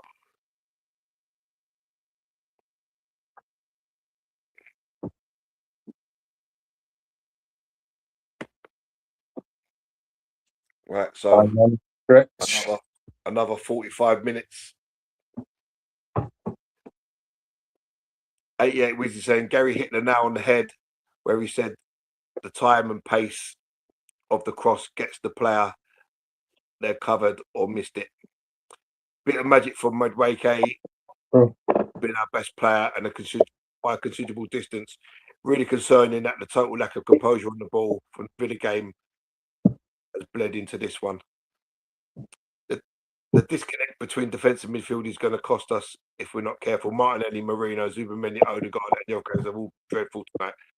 I think with Gyökeres, I think it's like Tony said, you've got to give the guy the service. If you're not giving him the service, what do you expect him to do? He's feeding off of nothing, and you know he is creating. He's doing decent hold up stuff and. Oh, what a stupidness is that, Marino? So Arsenal get away with another one. And Martinelli, what the hell, Martinelli? And he gets wins a throw, but how he's won the throw is beyond me. Because he didn't run for the ball and he allowed the Bruges player to get it. So Miles Lewis Skelly with the throw. And it's to Gyökeres. And Gyökeres wins another throw. And he's laughing at the guy. Gyökeres is laughing at the guy.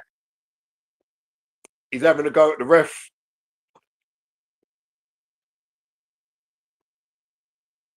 And the ref's telling him to shut up.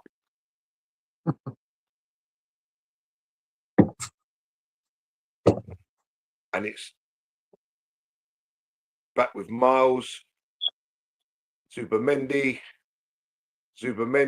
puts the cross in.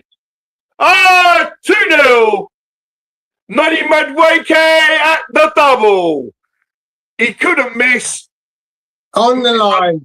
Don't know where the defence was because Zubamendi's cross wasn't really great, but he landed at the back post. There was nobody around, and Madueke had the simple task of just heading the ball into an empty net.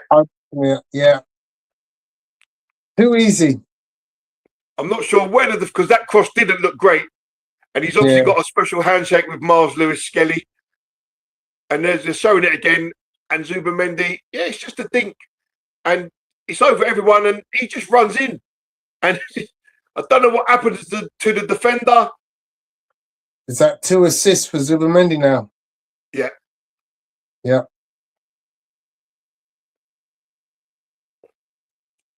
So Arsenal will have a bit of breathing space. 2-0, 2 for Noni Madueke, and Arsenal look to go 6 games unbeaten in the Champions League.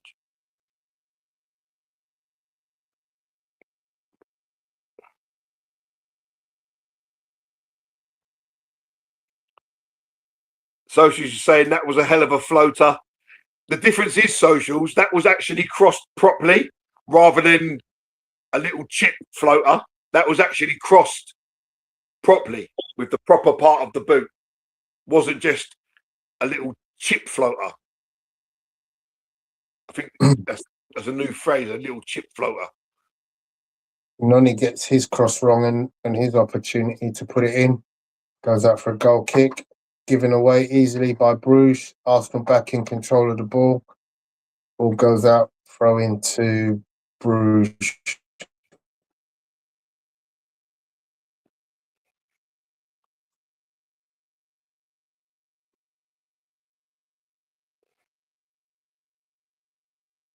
It's nice now that we can leave Saka on the bench and we've got that player that can still produce goals and assists.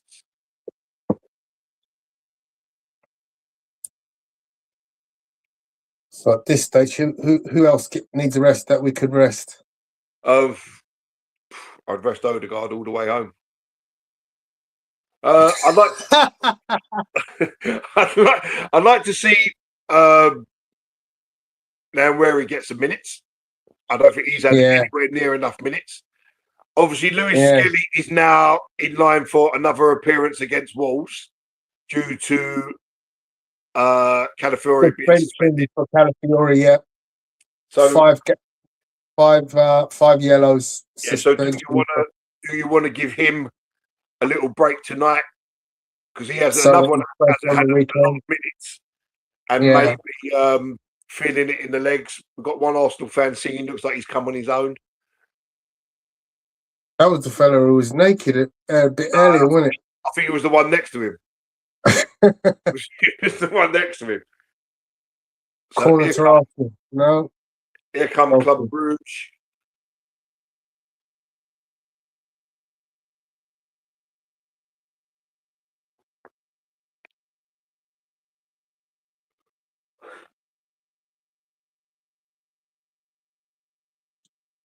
And Bruges coming on strong. But Arsenal shut it down and it's back outside the area now. And we force them back halfway inside the Arsenal half.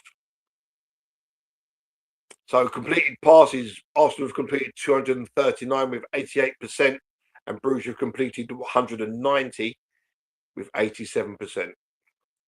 Newcastle are back level with a Anthony penalty.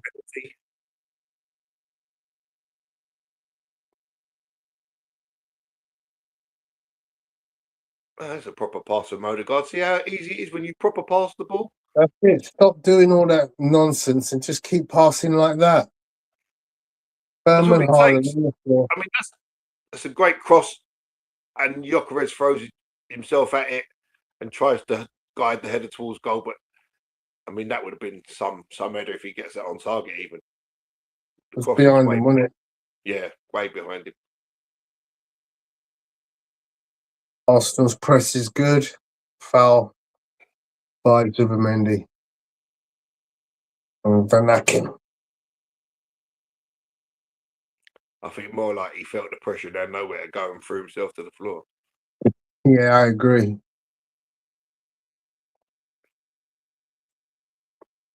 So it looks like a professional job being done by Arsenal, giving very little away. I mean, obviously, Bruges have had opportunities, but generally, Arsenal have been quite sound.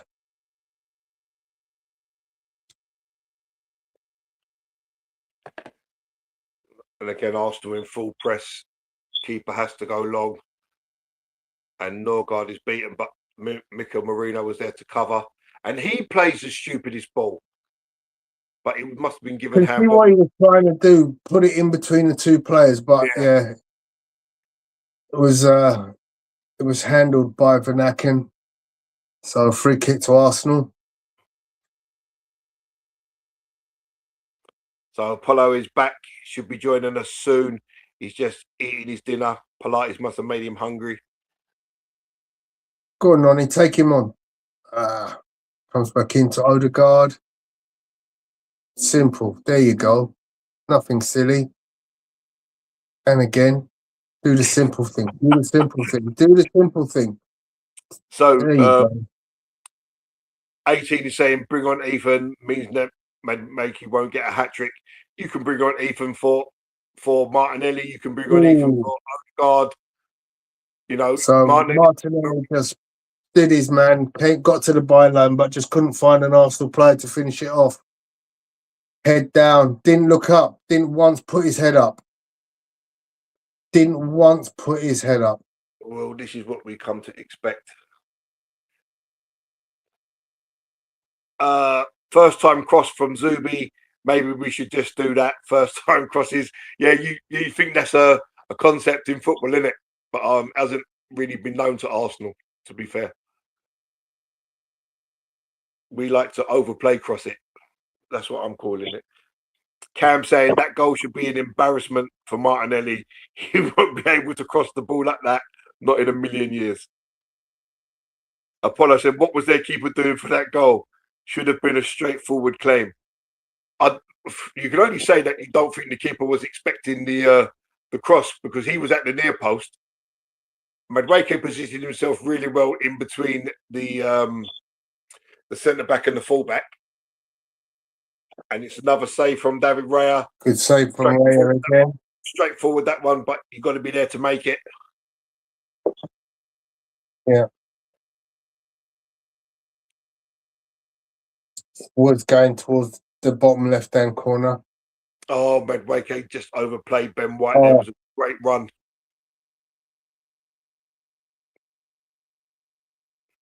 Still no service from Jokeres. Inverted wing, defender from either Miles Lewis-Skelly or Ben White today, if I'm being honest. Yeah, Skelly done it a bit in the first half. And Odegaard wins the ball back, and he turns back to his own area. He could have just cleared the ball. Oh, well played though, Zubamendi. And it's Madueke. And he takes this thing out of the game back to Zubamendi. And Arsenal come forward with Lewis-Skelly. To Martinelli. Martinelli beats his man. Cuts inside. Leases a shot. And it's in the top corner! Gabriel Martinelli! 3-0! You wait all that time and then... Do you know what I'm going to say, Tony? That is the first time I have ever seen that guy cut inside and do that with his right foot. Never seen him do that before. I've seen him do it before, but it's so rare. It's so rare. It's a rarity. I mean, he was lucky to get past his man, right? The first man, but the finish, Ricochet off the players. We take that all day long. Finish is sublime, yeah. So now everybody is loving Gabriel Martinelli.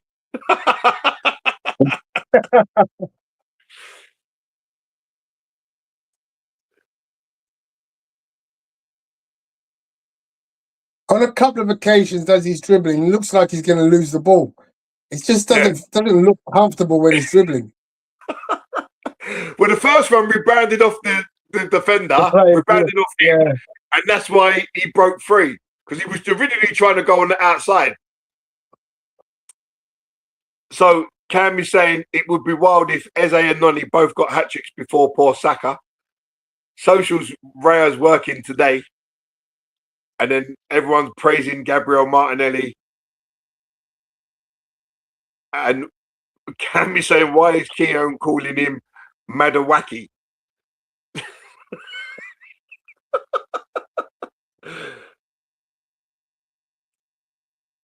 Apparently that's a record. Yeah. Socials is saying, this is interesting, Tom, because Socials is saying there is no attacking scheme to set Jokeres. Sacrificial position.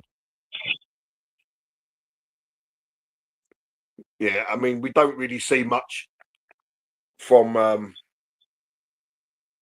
service to Jokeres. If you want the guy to score goals, you've got to play to his strengths as much as he has to that. And he works for the team. He presses from the front. You know, he works hard for the team. But you've got to give him something back in return. You have to.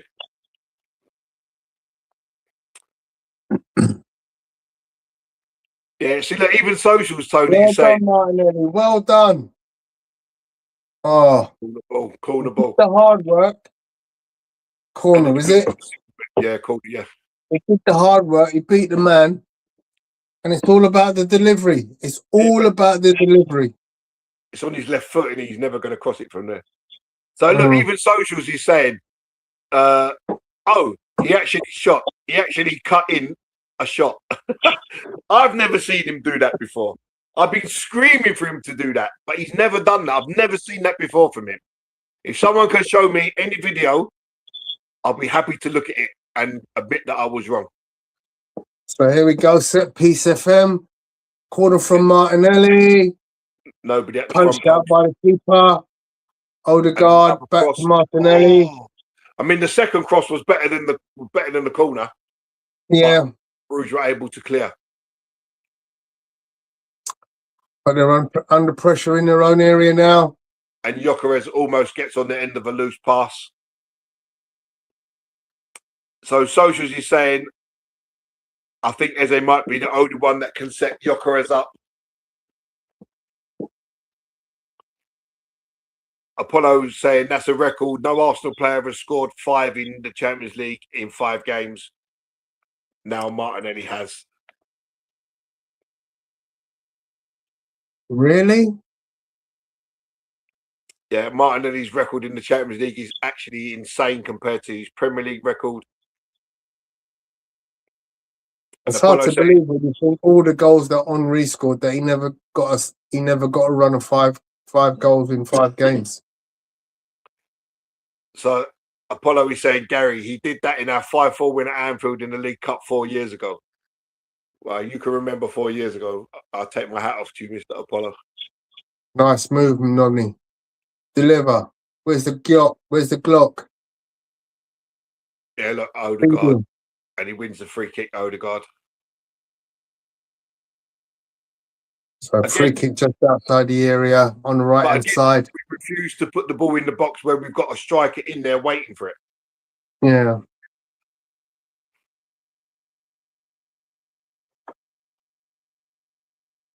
So set piece FC. Calafiori is ready to come on, as is Gabriel Jesus. So we will be seeing Gabriel Jesus. So those who thought that he wasn't able to play, he is going to be playing. He's going to get his first minutes for Arsenal's first team in the Champions League against Club Brugge. Someone score a hat-trick now. And that was a proper cross put in. From Good Odegaard. cross. Well defended by Brugge. And well defended by Ben White. And well played. Oh, Jesus. Well played. So Arsenal back in possession of the ball. That did look like it was going to go to the Club Brugge guy, didn't it? Yeah. I think it was a good flick or dummy by the Arsenal player. Yeah. But I think the class is just really showing through now, to be honest. So who's coming off? Victor Gyökeres is coming off. His night is done. Him for Gabby Jesus.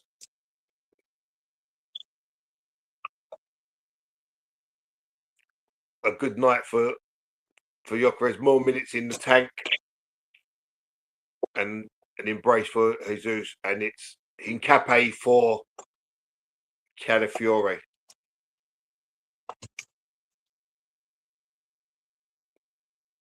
So Calafiori going in at centre back, I would assume. And Hincapié makes it all the way down the line to give a high five to every player.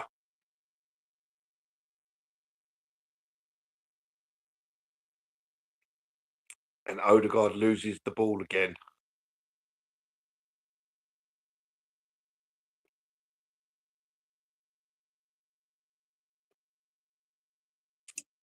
I think we've knocked the stuffing out of Bruges. They don't seem nearly as interested now. Yeah, we're 3-0 down. I mean, if they come out and really go for it, then they're going to get picked off. So it's damage limitation, but we still show interest and try to get our way back into the game. But Arsenal are solid defensively.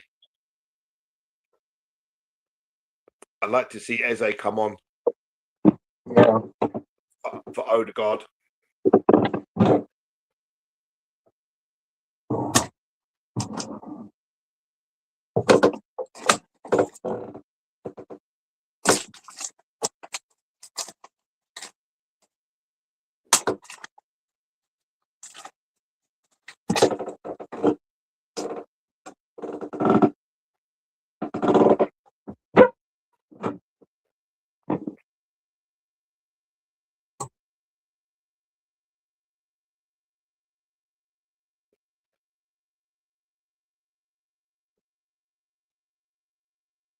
You know what's going to happen, don't you? Arsenal are going to get the ball and they're going to feed it into the centre for Jesus. Something that we haven't seen them do for Jokeres all season. I hope so. I'd love to see Jesus score a goal. I think it's a player we missed.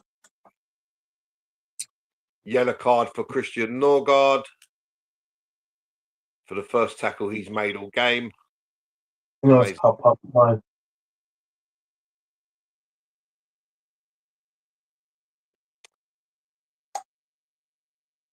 And the funny thing, I know it must have been for the shirt pull after the tackle.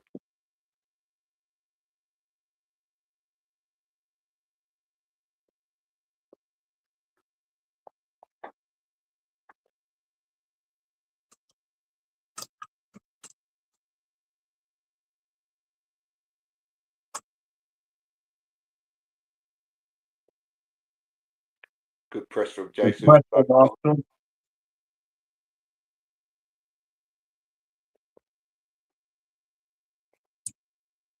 Club Brugge struggling to get the ball over the halfway line. It's like they're going to have to go long. When Wake looks tired now. Again, another player just coming back from a long layoff. And it's a good cross and it's way out the other side. Kept on by Mr. Forbes. Looks a bit of a player, that Forbes guy. Where's he from, Jackson? Oh, he's from Portugal.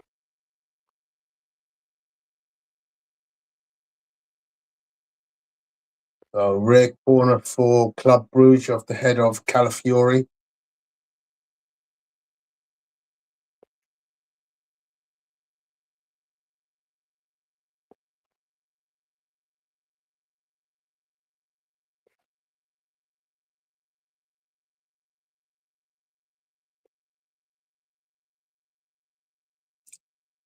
Yeah, if you look at the actual match graph, Arsenal have literally dominated possession. Oh, shot there on target. Blocked by Lewis Skelly. Apollo saying Jesus has returned. Socials has been waiting to see Calafiore at left centre back. Calafiore is suspended for the next Premier League game, Cam. So he, after tonight, he's got a good rest before the next time we'll see him in action. Cam saying that Jesus' goal would be perfect. Yes. It would be, yeah. Well, so Club Brugge have made 2 changes. They brought new legs on. Oh, lovely play, Nonny. Brilliant. He's come back. He's done his defensive work. Plucks the ball out of the air, twists and turns, and just lays it off, comfortable as you like. And there's Odegaard playing around at the back. He's in his own box. And oh, Jesus Christ. He flicked the ball over to Lewis Skelly and the touch kind of just landed right in between Skelly's legs. And it looked like he was going to just rebound off of him. But lucky he, and that was a through ball, almost set Martinelli away. That's the kind of thing that we want to see, right? Yeah. If Martinelli gets the flick of that ball right, it loops over the player's head. He's 1-on-1 with the keeper. And yellow card for Ben White now. Arsenal just getting stupid, man. You need to keep making these fouls and get yourself booked. I think you'll get to another 75 minutes. And Ben White's lucky there, man. Ben White is lucky there. Ooh, got him right on his instep there.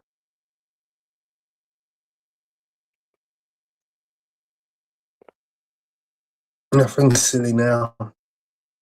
It's all about game management. That game management and just trying to keep this clean sheet intact.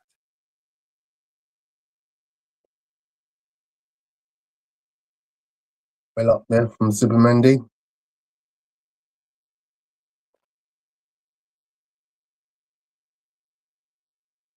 Hey, Lewis. Get it down. You're hoofing it for. Martinelli for you, mate.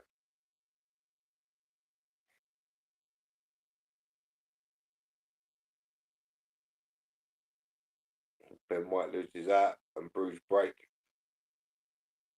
Well played, Christian Norgard. Realised the danger, gets across and blocks across, out for a throw.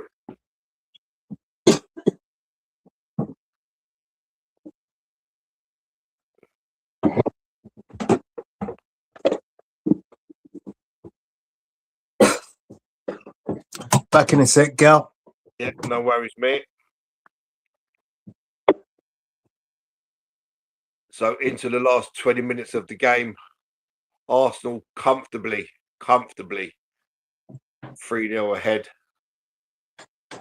I say we needed our keeper tonight, but when we've needed him, he's been there and he's been exceptional. I know Norgard got a bit of criticism in the chat, but I don't really think he's put a foot wrong. Most of the Bruges players come down our left, which was obviously Hincapié and Miles Lewis Skelly.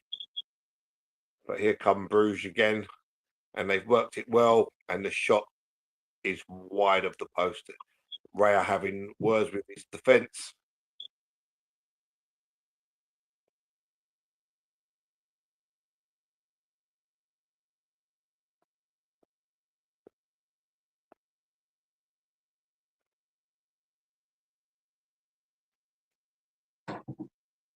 See it from behind. If the target is in, I don't think Raya's getting there, but it's wide of the post. So Arsenal make the further 2 substitutions. Oh God! So Martin, Noni Madueke's day is done. Bukayo Saka enters the field for the final 20 minutes. I'm not quite sure what the point of that is. And Odegaard's done, and Ethan Nwaneri comes on. So I'm not quite sure why you would bring Saka on with 20 minutes to go.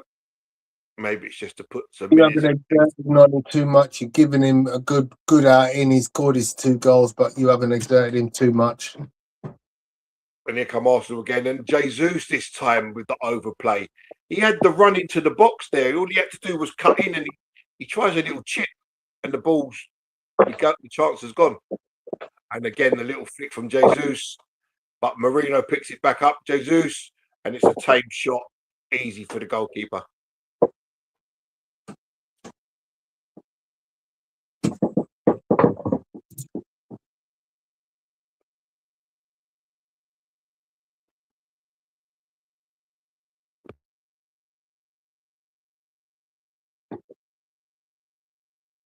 So 72 minutes gone.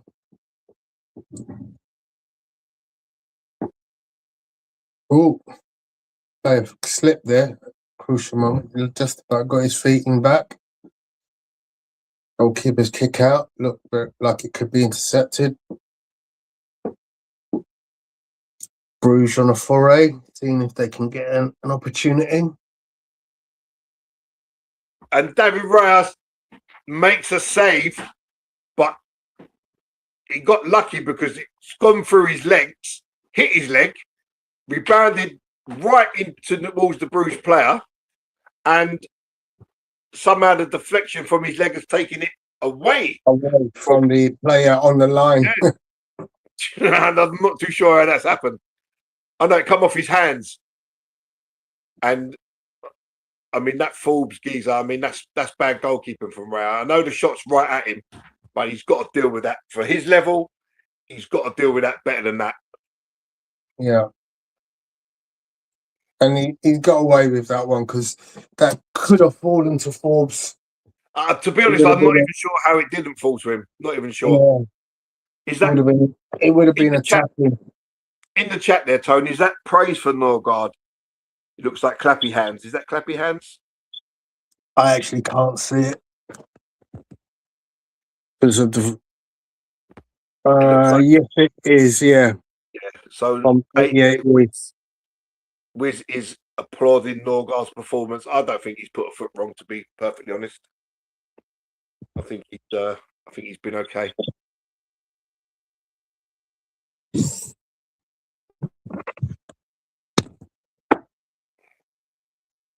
Another effort from Club Brugge from their cross, which goes wide. Had David Reyes dive in somewhat theatrically.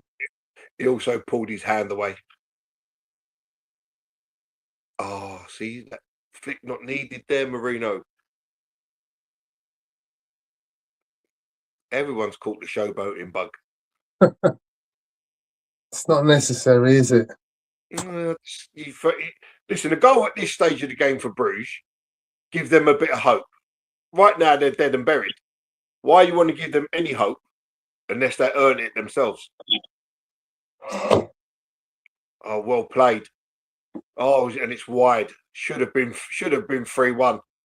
Should have been 3-1. Brilliant little play down our right-hand side. And the shot is, I think it's gone out by the corner flag in the end. Yeah.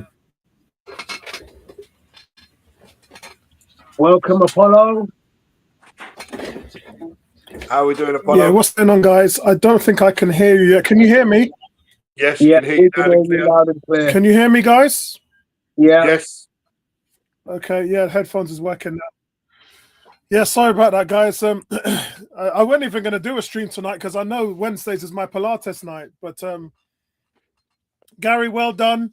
Gary holding the fort. Tony, appreciation. I didn't even know you were going to be. You normally got your boxing streams, Tony. No. I've stopped doing boxing for a little while, if I'm being honest. It used to be on a Monday. Yeah, I didn't know that. Or Tuesday even. I thought it was a Thursday. No. So Apollo thought it was Wednesday. I thought it was Thursday. You said Monday or Tuesday. Yeah. Yeah, what's going on to everybody in the chat? 88, 18, Cam, Socials, D. Big up to all of you lot, man. Big up to all of you. There's been a lot going on in the forums, guys. I don't know whether you've been in the forums having a look. Lot of no, not a lot. I think it's a majority of some Arsenal fans that are just constantly complaining about the same players over and over again. I came into the chat and I was just like, look, guys, we have to calm down. We have lost 2 games all season, one to a worldie at Liverpool, and the other one we lost in the 95-minute where we failed to clear our lines. That's it. It's not like there's not been one game where we've been outplayed and blown off the park. Not a single game. So I think a lot of people will need to calm down and let's just focus on getting his injuries back. How's the rotation been today? Because I've missed quite a lot. It's been really good. Been really good, mate. Norgard at centre back. I think he was a bit of a worry before kickoff, but I don't think he's put a foot wrong, to be honest. Was getting a bit of criticism in our chat, but I say I don't think he's put a foot wrong. He's been really good. Yeah, the thing about that is I'm gonna take the Gary Singer way and say he's coming in cold because he's had one start for the entire season. Yeah, coming in cold, out of position as well. So that's a double whammy. Lewis Skelly has got roasted in the first half, really, because most of the stuff that Bruges have produced has come down our left. They've got this Portugal geezer, Carlos Forbes. So Lewis Skelly's had a bit of a mare.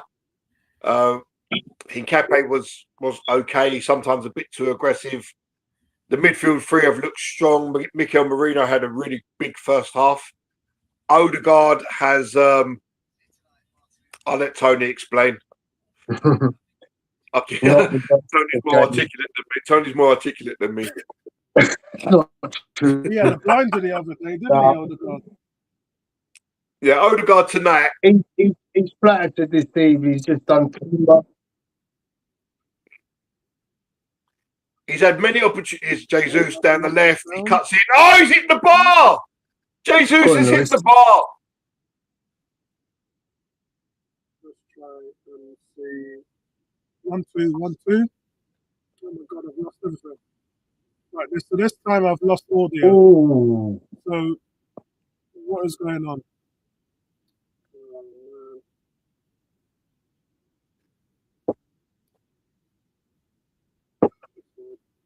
As unlucky there, Jesus, man. He's saying that's a goal. His eyebrows. What's he going on with his eyebrows, man? How can he only lift the corner bits up? Ooh, unlucky. So is it Ben White? So Marley Salmon is coming on. 13 or 14 years old, Marley Salmon. And he's making his, he's making his debut in the Champions League. Oh God. Wow. Wow. Is all I'm saying. Henry. What the hell?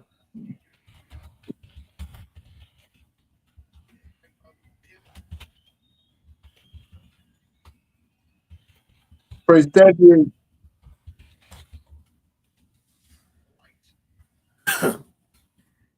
Yeah, I don't know.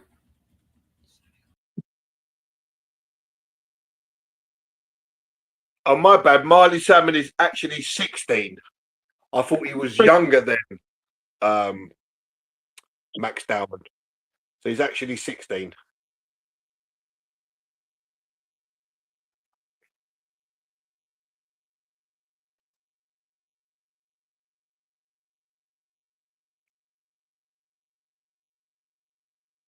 Brugge on the edge of the box.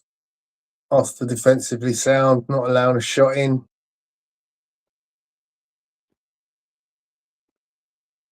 Brugge having to back up now.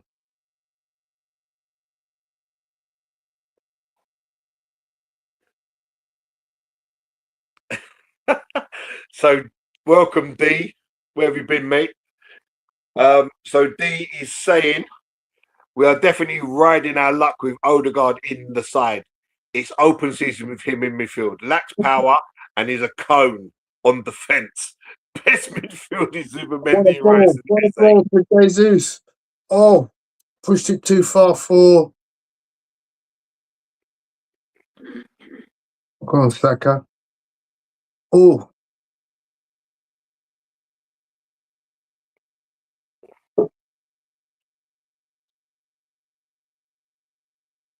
Yeah, same class as Max.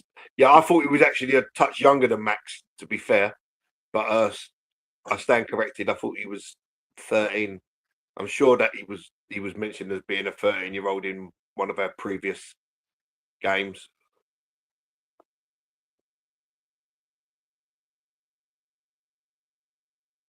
Kicked it out for throwing. Socials is saying Odegaard just looks busy and gets loads of touches. I think he just gets in the way of the wingers. And then D saying at socials, in the words of Gordon Ramsay, he's a busy idiot. Oh dear. So Ben White being replaced by Marley Salmon. So this Marley Salmon is rated extremely highly. I've seen him quoted as the next William Saliba. So he's straight into the action. He's going to take the throw in the Club Brugge half. I wonder if he's got a long throw, but he throws it to Saka and then gets the ball back. And it's a nice pass to Norgard. And Cadafiore brings it across to Mikel Merino. Odegaard. No, sorry, Martinelli.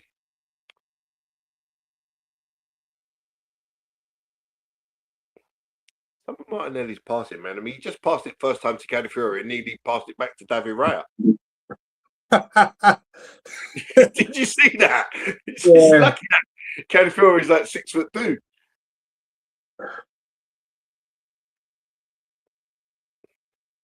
Inside. Oh. The hell? Zubimendi was there on the inside.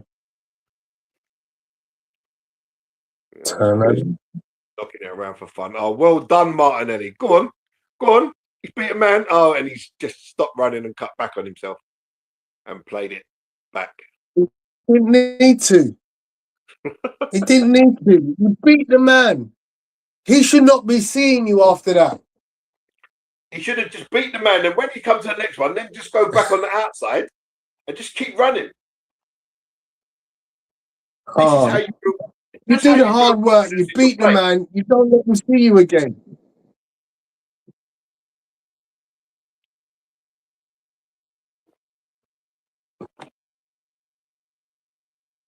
So let's have a look. So obviously Arsenal, barring a catastrophic collapse now, will remain unbeaten in the Champions League, 6 out of 6, which puts us on 18 points. And I would say with 2 games to go, it literally guarantees us a top 8. Goal.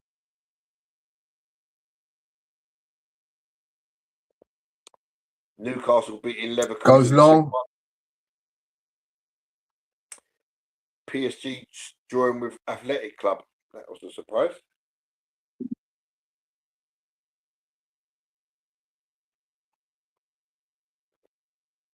Shoot. And Jesus shot straight at the keeper. Good win. I like Jesus better from the left than through the middle. He's put himself in a couple of dangerous positions already.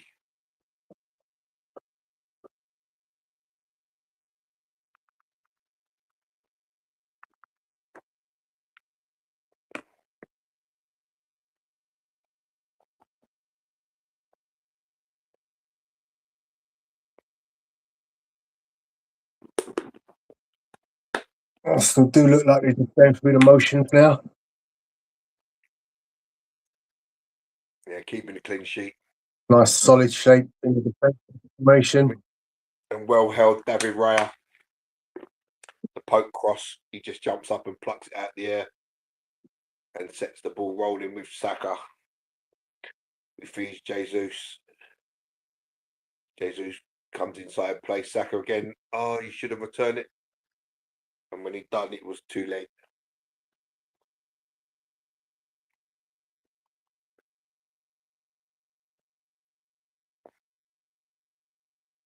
That's a timing thing, isn't it? Practice would get the timing right for that. Yeah, I think it's just as he passes, he made the run. You've just got to play it first time, or 1 touch, 2 touches. By the time he does, it's just a touch too late. But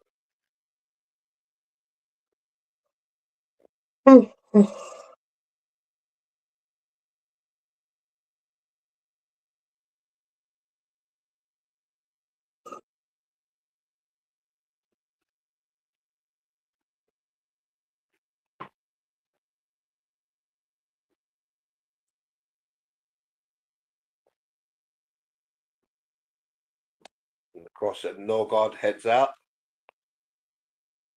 The ball just completely bounced over Martinelli's head. Good touch from Jesus, and that must be a foul. Ref must be a foul.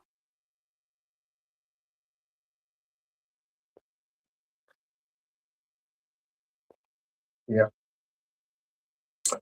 All day. Number 20 reminds me of somebody. I'm trying to think who he looks like. Oh, he looks like a little bit like Robert Lewandowski. Don't play like him, but looks like him. Their coach reminds me of someone. It's just his hairstyle, but I can't think who it is. That kid needs a haircut. Jesus, he needs a haircut. The ginger. Yeah. Ain't there no bar to ginger. Benjamin Button. Barbers must be on strike in Belgium. Oh, Leverkusen have drawn level with Newcastle now. Grimaldo. Free kick, really? And he's played it straight out of play. I don't even know what the free kick was for, to be honest. I had no idea either. Moving into the last couple of minutes. 2 minutes, I think, 3 times.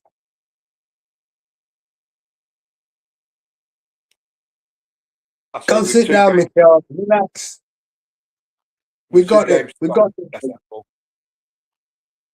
With 2 games to go, it's and one of them you have to say is an absolute banker against Kiryat, whoever they're called, from wherever they are at the Emirates. You've got to say we're looking for 21 points plus. Only Inter Milan is next up.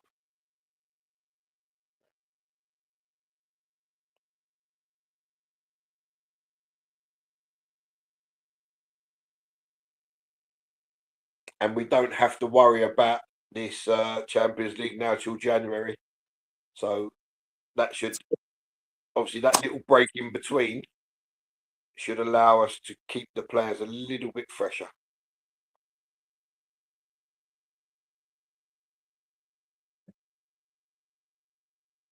Calafiori lucky not to get a yellow card for that.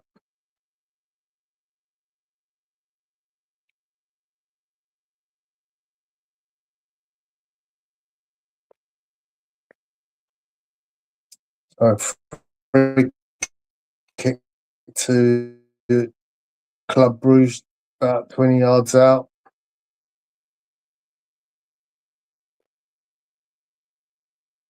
Stankovic is looks like the chosen one.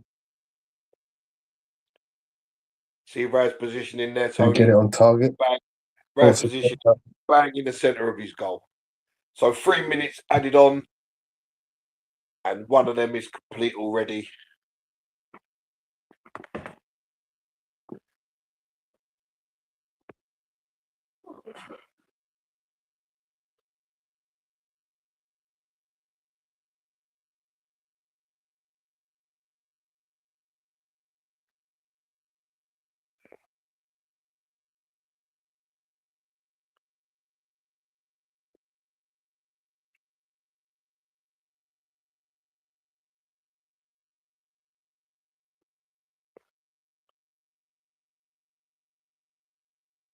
Yeah, that's what I alluded to, Cam. I said to Tony, you watch us now start playing the balls that we didn't play to Gyökeres as soon as Jesus comes on. And that's pretty much what has happened. Yeah, Norgard has done really well. Debut for Marley Simon at 16 years old.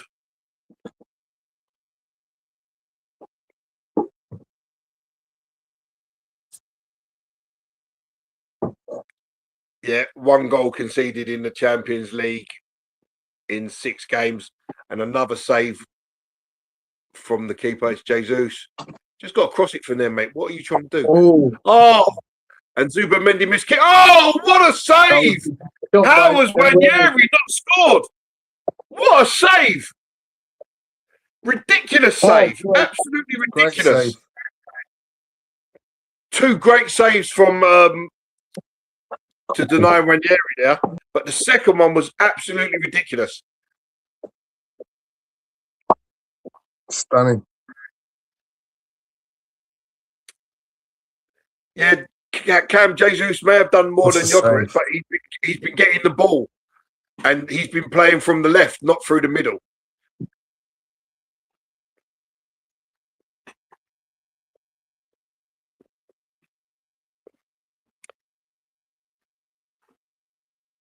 Cross is easy.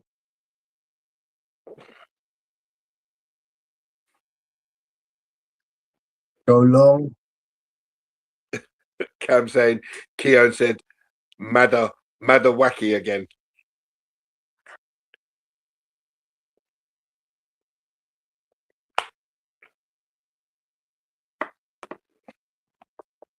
That should be it now, isn't it, Gail? Yeah, that's game's finished, mate. Game's done. So we both predicted a free at the start of the game, and we're both 100% accurate on that prediction. That is why we're the 18, my friend. So Arsenal now sit top of the Champions League group, 3 points clear of Bayern Munich. Played 6, won 6. I think scored 17, conceded 1.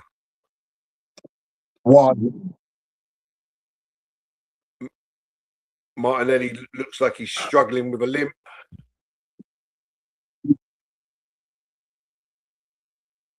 I think he didn't need to play that long, did he? Huh? He didn't need to play that long. Martinelli. I wouldn't have thought so. I could understand why you took Madueke off because he's just come back from injury. Yeah. But you could have made it. You could have made a. You know, you didn't need to bring Saka on. You could have rested him completely. Yeah. Eze didn't get a look in. So basically, with 2 games to go. Yeah, with 2 games to go, and Arsenal really have a banker at home to Kiryat, you would say Arsenal are odds on guaranteed to finish in the top 8, and we avoid them dreadful playoffs.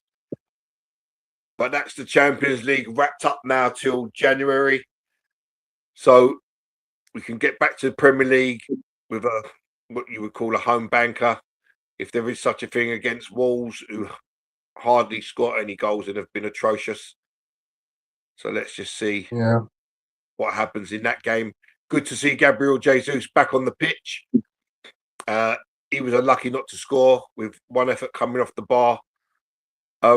My man of the match, I know Madueke has scored 2, but my man of the match today is actually David Raya for 3 or 4 brilliant saves that actually kept Arsenal in the game.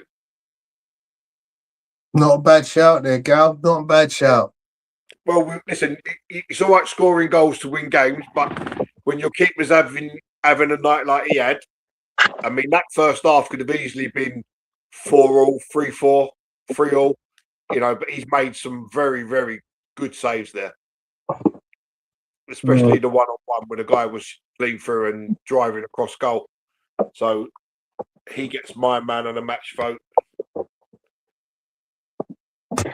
Yeah, all good. So, guys, we're not going to keep you long. We're marching on again. Never good win for us in the Champions League.